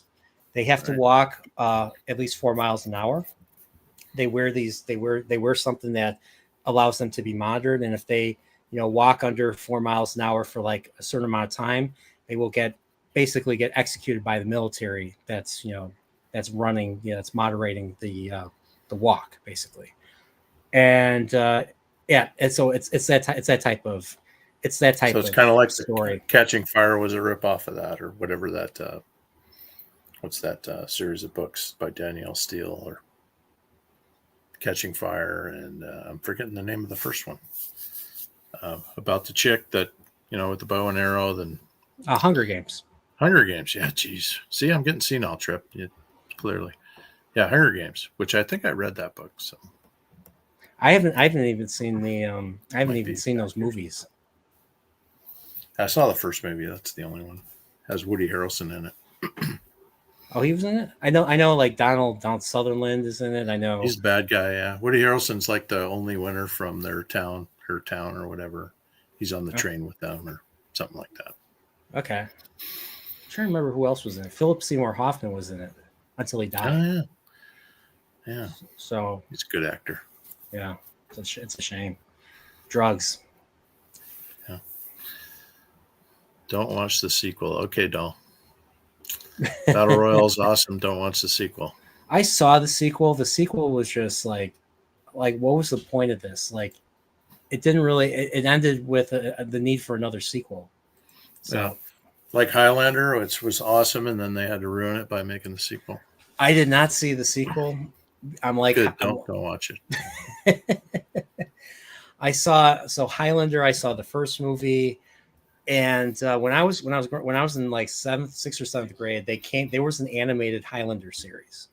Really? Yeah, and it takes place in the far future, where it takes place in a far dystopian future where most of civilization's gone and it's nothing left but wasteland. And one of the last McLeods, one of the last members of House McLeod is running from these bad guys. And yes, Ramirez, Sean Connery's character, is in that animated show.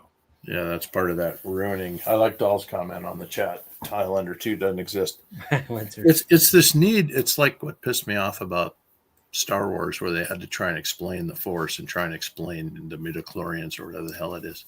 It's like, no, just some things can be a mystery. You can let people imagine or come up with it in their own brain of what's going on here. But, Highlander 2 tries to make them aliens and shit like that. So it's no, just leave it a mystery. It's the Force. We get it. You don't have to explain it to us. Right? Yeah. We're not dummies. Don't treat us like 2-year-olds. We're, we're science fiction fans. You don't have to explain everything. So anyway, yeah. But these current modern Hollywood, they feel like, oh yeah, these people, we got to explain it. No, you don't. Not just like, and they have to explain like everything, and they try to fill in the blanks when they don't have to, and exactly. they end up ruining stuff. Like they're trying to like Alien, for instance. They're trying to explain in what was it, Alien Covenant, like where the aliens come from. I'd rather you not do that, because what made them terrifying is we don't know where they came from. It was all in the imagery. It's an alien species. Yeah. Yeah. They're not even alien. As far as I'm concerned, they're bioweapons. Those aliens, but still, yeah. But like you keep that air of mystery. That's what made the first movie work. Yeah, the first and the second movie are awesome. Just great movies. So for different reasons, right? Yeah. Second one's just an action movie that's off the charts awesome, and the first one's one of those psychological horror. Yeah. It's a slasher. It's a slasher / haunted house in space. Yeah. Don't go in that. Don't go in that. Yeah. Well, are you stupid? Like that commercial. Let's go hide over there behind all those chainsaws. Yeah. Behind all those chainsaws. Yeah, there you go. What was I going to say? But yeah, the Alien Earth show. Like I was considering watching it, but everyone else was watching it first. Yeah, and it's like Star Trek Discovery level stupid. Somebody on our server, I'm sure, has given it a watch and panned it, but I haven't been reading that thread lately. But yeah, you know why everything's bad? Science. Yeah. Like I heard, like in Star Trek Discovery, there's a scene where like, how did you do this? Math. Well, hey, let's hail the power of math, people. I'm like, you wouldn't hear anybody from the Next Generation caught dead saying that shit, or from any of the other older Star Trek shows they used to like. Yeah. So, Trip likes Alien Earth. Oh boy. She likes it okay. It's not a ringing endorsement. So, like some people have said, it's worse than Rings of Power. It's hard to believe. Of course, I've never watched that either. I refuse to insert that into my headcanon. So I'm such a huge Tolkien guy, which is what makes it so disappointing that I can't watch that. But yeah, I just remember Ozzy. The sea is always right. Yeah, sure. Yeah, Tolkien would totally come up with that. Yeah. So the the whole the whole Star Wars where they take Anakin's blood and oh, he's so super powerful. So what? Yeah. So you really don't like the prequels, do you? Do you? I like him better than the last three. I think knowing George Lucas. So just to talk about George Lucas and Spielberg, because they're roughly my generation, right? I'm admittedly a boomer. Don't like being a boomer, but I was born in '63, so boomers. 64 was the last year of boomers, and we ruined it for you guys, I'd freely admit. But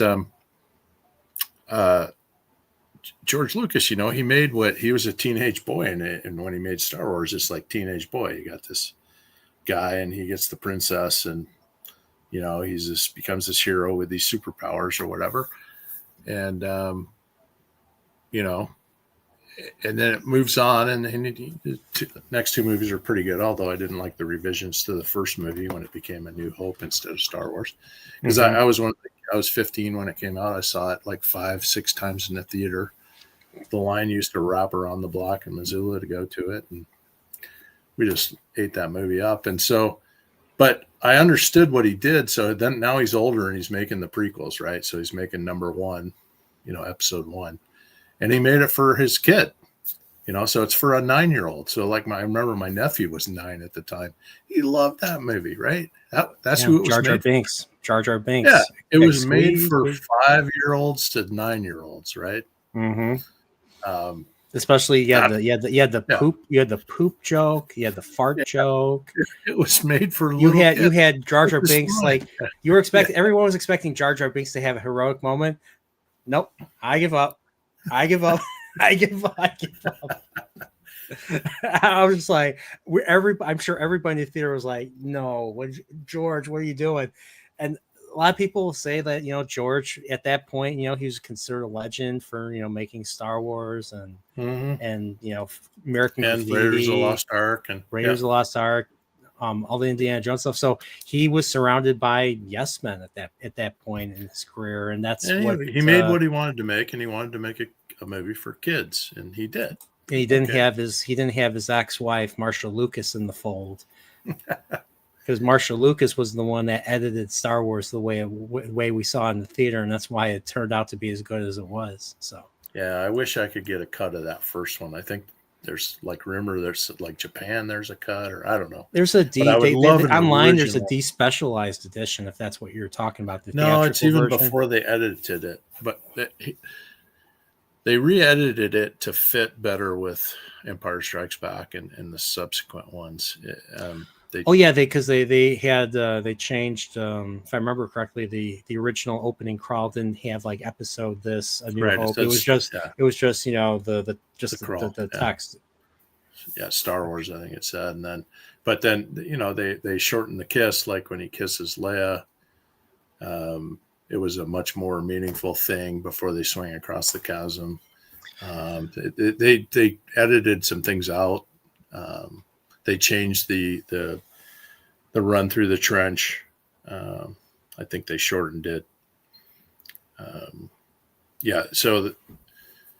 They just, and the problem was people like me had seen the original so many times that you could tell when the New Hope came out, right before Empire Strikes Back came out, they re-released the episode 4 A New Hope. I went to see it, and I'm like, wait a minute. I could tell all the stuff they edited. Much of it I've forgotten at this point. So, Jar Jar probably was Snoke.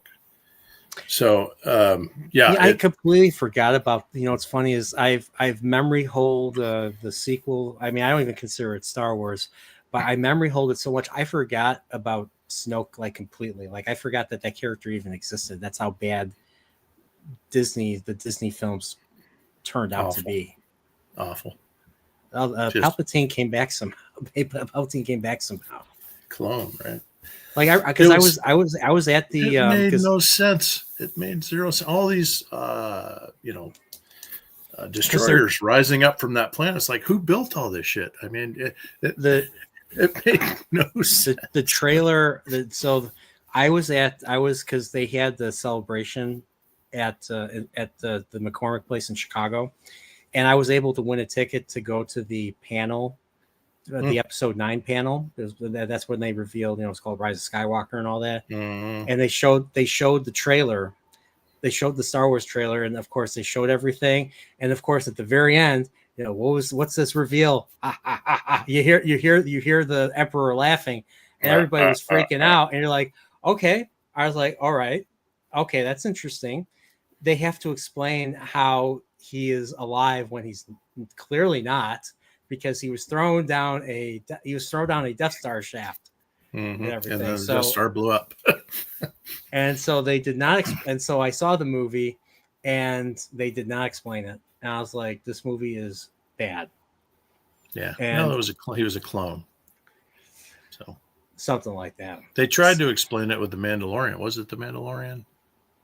I don't know. One of those shows on Disney Plus. They tried to kind of explain it, where they were experimenting by trying to kidnap Force-enabled types and like put them in the jar and suck their midichlorians out or whatever stupid stuff they came up with. It must have been the man. It must have been. I think it was the Mandalorian. Before it became a chick show.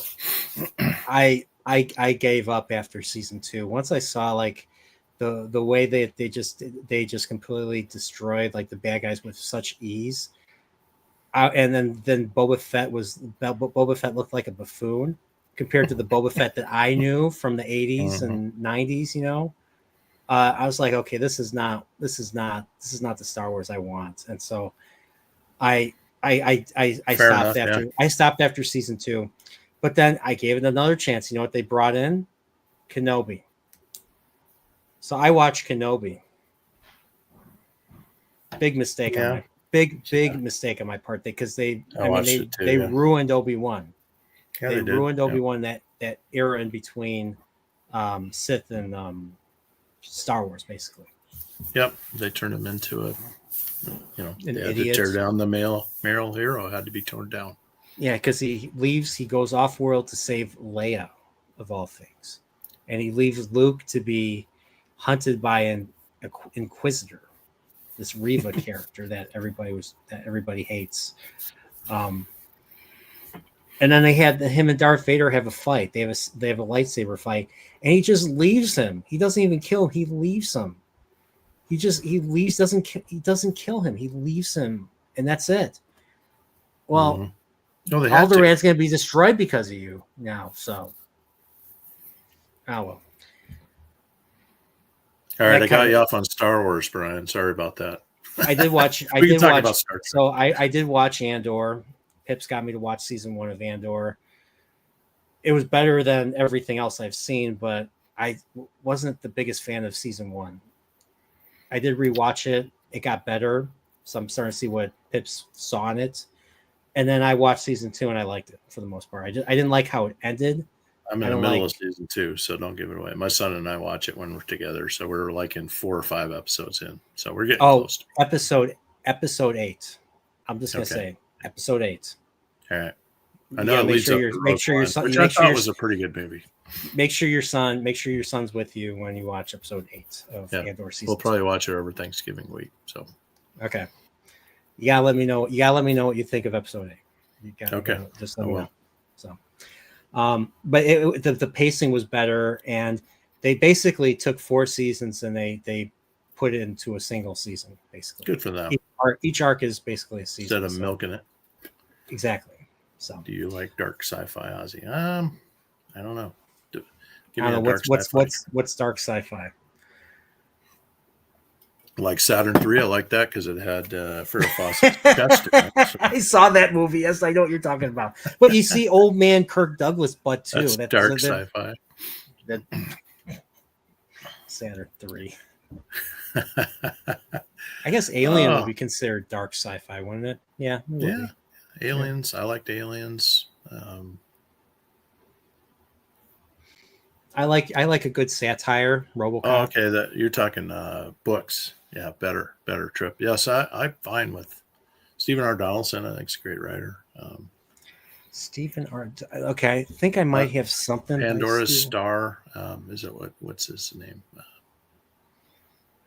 Is, have you read Pandora's Star Trip? That's a really good. F. Lee Hamilton, I think, is the name of the guy. Those might be considered dark sci-fi, but yeah, I think I got. Don't like Stephen King books. I just never really got into the horror books. I had buddies that read Stephen King. I read my friend got me into reading the Stand. I liked the Stand. I didn't really care for the climax. I thought the climax was kind of. I'd have to reread it to see if it really builds up to it, but I didn't like how it. I had my idea of what was going to happen, but then the climax just kind of it seemed like it came out of nowhere. So my friend's like, no, it was built up to and blah blah blah. So I was like, okay, well, I'll have to reread it at some point.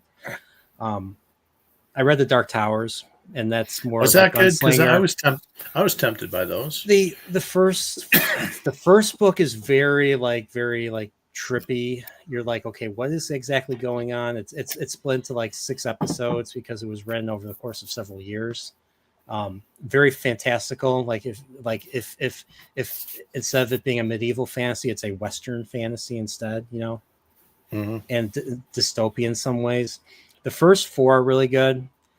He borrows a lot from other books though. So like the reason why I know who Richard Adams is, he wrote Watership Down and Shardik, is because he includes the bear Shardik in his 3rd Dark Tower book. And in the final book, the final book came out after Harry Potter. The main bad guy is literally the Crimson King from the band in the Hall of the Crimson King. And he's throwing like snitches from Harry Potter. And that's the final bad guy in the Dark Tower series literally at the Dark Tower, which is where he's journeying to. And we don't know why he's going there. And it's basically, it connects all of Stephen King's books. Like it goes into like different universes. Like there's portals to different worlds, different universes. Well, that's interesting. It must have been a neat writing exercise for him. Yeah, I mean spoilers. Yeah, there's connection. Yeah, there's connections to the Stand. That's why Brian's saying it's worth reading. So yeah, maybe I'll read it, Brian. I think I can put it on my list. Like I said, in the 70s, I didn't like Stephen King books. I had a buddy, Wade Corman, who I can say him now because he's passed away. But he loved Stephen King books. But he was a dark dude, man. Yeah. He and I washed dishes together, so. We were dishwashers together. My first dishwasher job, other than working on a ranch. We're at a restaurant. Yep. I did dishwashing. I worked at one of my first job was working at a nursing home in the dietary department. What did I do? I washed dishes and I served food on trays and I picked up the dishes from the elderly. So I washed dishes. Yeah. And so sometimes it stunk. Sometimes stunk, and sometimes some of the residents would, they had diapers. So, yeah. But that was my first job, was working dietary in a nursing home and all that. So, in the neighborhood. Wow. Yeah, that was my first. Like, other than working on the ranch, I got paid for bucking bales and moving pipes, stuff like that. But it was my first W-2 job where I got a paycheck, and I even worked through football season. I would work because football games were Friday night. You had practice Monday through Thursday, but I worked Saturday morning at 7 and Sunday morning at 7 to 3. And then during once wrestling season was over, and I was a 3-sport guy, as I'm also a jock, not just a nerd, but even during baseball season, I worked 32 hours a week while I was in high school. So you played football. You said you played football, while wrestling and baseball. Yep. I did some wrestling myself, despite the fact that I was an asthmatic and all that. So that's pretty steady. Getting through the running aspect was a big challenge, because I was never a good runner. I didn't run a mile until I was in college. So even when I was in high school on the wrestling team, I couldn't run a mile. Like the first thing we did, even before the season started, was run. I think we had to run 2 miles around the neighborhood that my school was at. So I thought I nearly died and everything. Wow. Yeah, I mean, I was actually pretty tall on my team, but that's because I was like I was one of the few Caucasians that went to my school, because my school was done by a lottery system. So there was a certain Okay. percentage were Caucasian, certain percentage were Black, certain Oh, percentage wow. were Yeah. Hispanic, and certain percentage were Asian. So I'm 5'8". I was when I was in high school, I was 220 pounds at 5'8", and I tried really hard because we already had a heavyweight that was really good. Like there was no way I was going to beat him and all that. He weighed more than I did. He was shorter than me, but he weighed more than me. So he was really good. I tried really hard to lose to 215, but there were some times where I'd eat a meal and my weight would go up, and I'd be like at 216, 217. I wouldn't make the weight for the So you had to for the wrestle heavyweight. competition. Yeah. So I had to wrestle exhibition mostly. So Oh, wow. Yeah. Well, my senior year, I wrestled heavyweight, and in Montana, you had to weigh over 185 to wrestle heavyweight. And that's at that time I weighed 185. So I used to have to eat to keep weight, and the other guys on the team were losing weight. So how tall were you? I was 5'11". Still 5'11". Yeah. Okay. Yeah, I was. Yeah. So yeah, it was fun times. Yeah, I went to state my senior year. Oh wow! Made really? it to the second day, but I didn't place. So we the just big guys would beat me. Like I was wrestling 260 guys. It was hard. we because our school was not known for its athletic prowess. We just dreamed of taking on Lane Tech. So I went to Von Steuben. Lane Tech is like the big Chicago public school, is really close to DeVry College, right, really close to WGN, and only like a few blocks away from Wrigley Field. So like Lane Tech was the school that we wanted to take on for wrestling, and we were nowhere close to taking them on and everything. Yeah. So it's funny is, despite the fact that I did a season in my senior year, I did manage to win a few matches, It's impressive. against guys that were taller, and especially if you couldn't run a mile, heavier. because but wrestling's mostly anaerobic. But Yeah. at my school, I went to a fairly small school in rural Montana, and we were running a mile, like seventh grade before PE. It's like, get out there and run your mile, and then we'll start PE. So I did one match. I couldn't pin the guy, and I was in the match for the entire 6 minutes because he couldn't pin me. He couldn't overpower me, but I couldn't quite get him into position. So I was on the entire 6 minutes.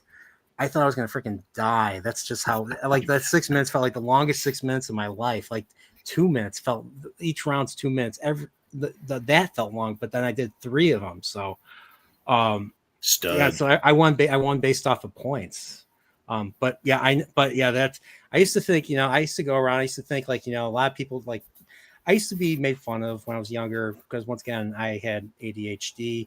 I had sometimes hard time functioning in groups, so people used to make fun of me. Sometimes people would like to try to mess with me physically. I was a big kid. I wasn't the tallest kid. Well, I was one of the tallest, when I was, in, like, pre-junior high. Then junior high, they all changed. Everybody got taller than me, but I was stronger than most. I was more developed. I was stronger than most people. So I had, despite the fact that people messed with me, people couldn't mess with me physically. For that, or you find out. You fuck with me, you find out. Exactly. And then wrestling, you're in Chicago. and then wrestling came, and then I finally got humbled by my experience in wrestling. Yeah. I started to feel, oh, now I know what it feels like to feel shock of, being, body slammed on the mats and everything. And so, well, for me, some of the, the academics at my high school were really not very good. So my dad's a scientist, retired scientist, and my mom's a, master's English, So my dad's a PhD, and, cerebral stuff was required in our household, but I was basically a jock as well. So it's an advantage when you're in a small town. cerebral? no, Like, did you have like arguments, like intellectual conversations or something? oh yeah, oh a lot, yeah. We didn't Yeah, have we didn't have anything like that here. It was like I was just hoping my parents wouldn't scream or yell at each other or something. oh That yeah, was me. no, wow. That was my Yeah, upbringing. that was a little different than mine. My dad was kind of, he still is kind of the absent-minded professor. Great example story of my dad. I was home from college. It's the early '80s, and I walk into his office and in our place in Montana, and he's got this printer running. And my dad's a research scientist, and this What do printer's you kind of this. He's a fire behavior expert, so he burns stuff. Like he's a lightning expert, fire behavior expert. So he studies fire behavior, forest fires, and things like that. Um, but I walked into his office, and there's this printer running, and it's this is in the '80s, and it's a picture of a forest. And I said, Dad, what's going on here? He goes, oh, I've tapped into the Russian spy satellite, and I'm downloading pictures they're taking as they fly over the Air Force Base in Montana. I go, really? He goes, oh yeah, really? yeah. They're just broadcasting on a, he And figured out what frequency. this was still during Soviet Union. Yeah, this is in the Oh, early '80s. Yeah, holy shit! I'm like, what you It's like, doing? I'm intercepting spy satellite are you pictures. sure you didn't sell your story to like the Stranger Things writers? Because He might have. Another funny story of my dad was he had a seismograph, the thing that detects earthquakes. yeah, And our driveway is about half mile long. And so he would have his seismograph up on the hill above our house. We lived on a 50 acres. And anyway, he had the thing running with the paper. And when I drove up the driveway, the needle would move, right? Because it would measure my car. So he would look at the sheet in the morning. He goes, oh, got home at 2:15 last night, did you? I'm like, because the thing was time stamped, and so he would know what time I drove up the driveway. So even though he was is that asleep, why he put it there to find that stuff out? That's awesome. he was just goofing around, but it was funny. I didn't even really think of it. He goes, I was like, oh shit, of course you're supposed to be home at midnight or whatever. But anyway, it was pretty funny. Yeah, he did a lot of weird stuff like that. He was very much the absent-minded professor, still is. So That's awesome. That's great man. Thanks for sharing that. Yeah. By the way, the 2 hours is almost up. Is there any final stuff you want to? Well, we didn't. I think somebody asked about anime. We never got to talk about Monster. I always owe you for getting me turned on to that show. I thought it was one of the best. I wish Americans could write stuff like that. I think it's better than stuff is so weak. Our stuff is so weak, but I guess Arcane maybe matches up a little bit. The first season of Arcane, second season of Arcane, they're trying too hard. But I thought Monster was one of the best things I've seen. And Trip, props for turning me on to some of the books you've turned me on to. So yeah, that's my number 2. Let me see if I. Oh, shit. Book fell behind my bookshelf, but yeah. So this show, Legend of the Galactic Heroes. This is the book. This is the book that the Blu-ray I bought came with. So it's got all the episodes. It's 150 episodes. Okay.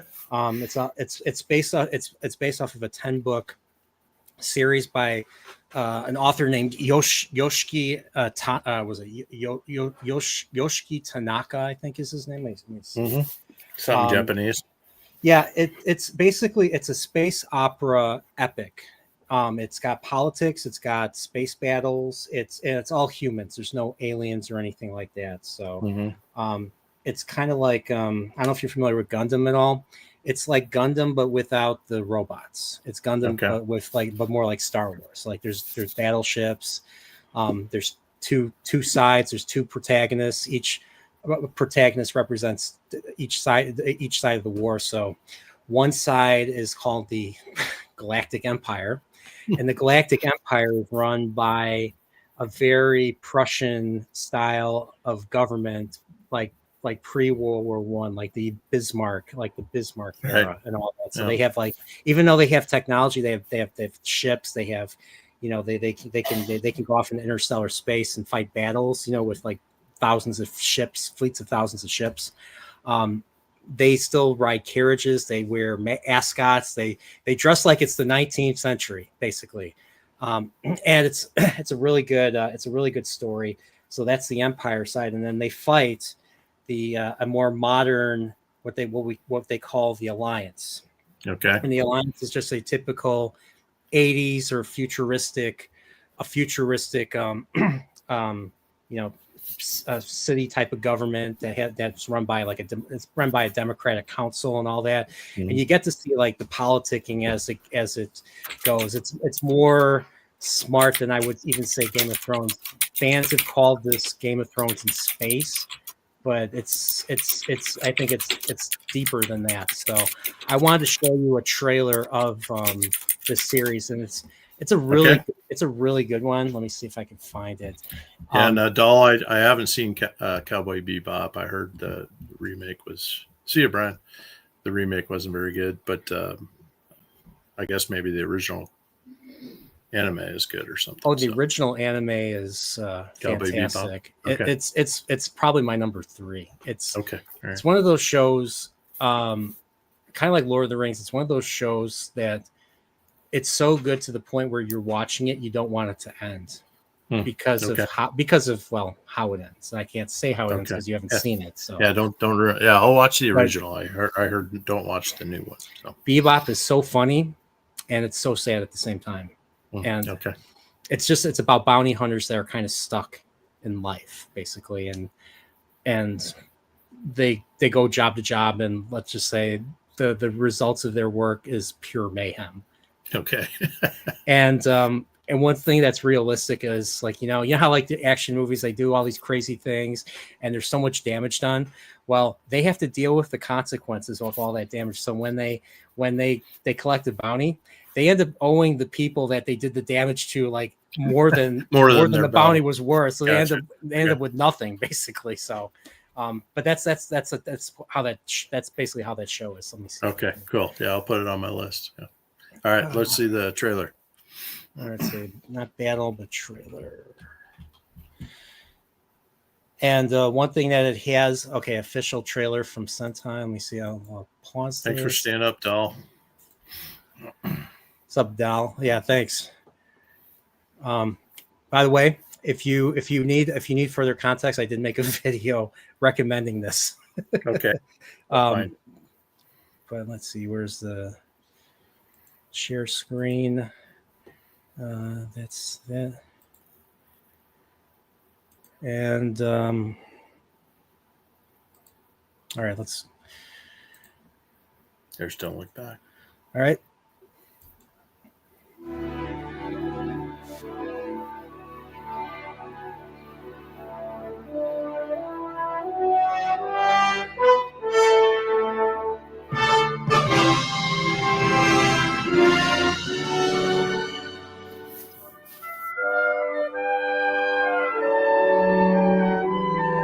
They use classical music here. Yeah. I look above, the stars are bright, but I'm blinded by your light. Heaven seems so far away. Come back to me someday. The sky seems so blue. They bring me to you. Somewhere there's a dream in my heart. In the skies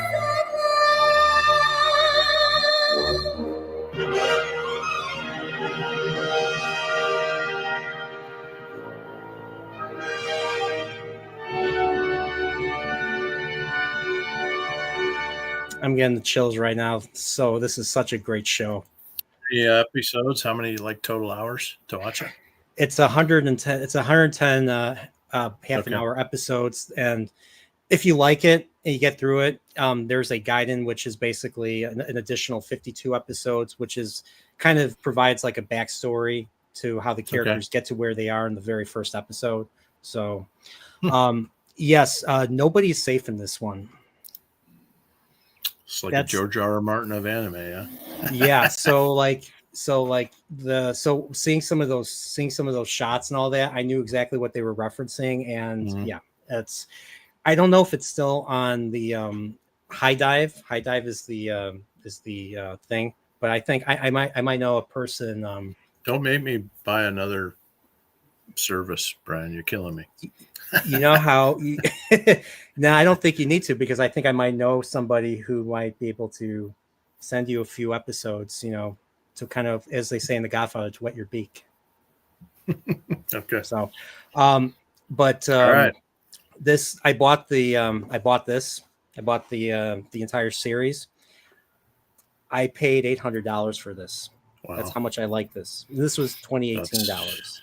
Yep.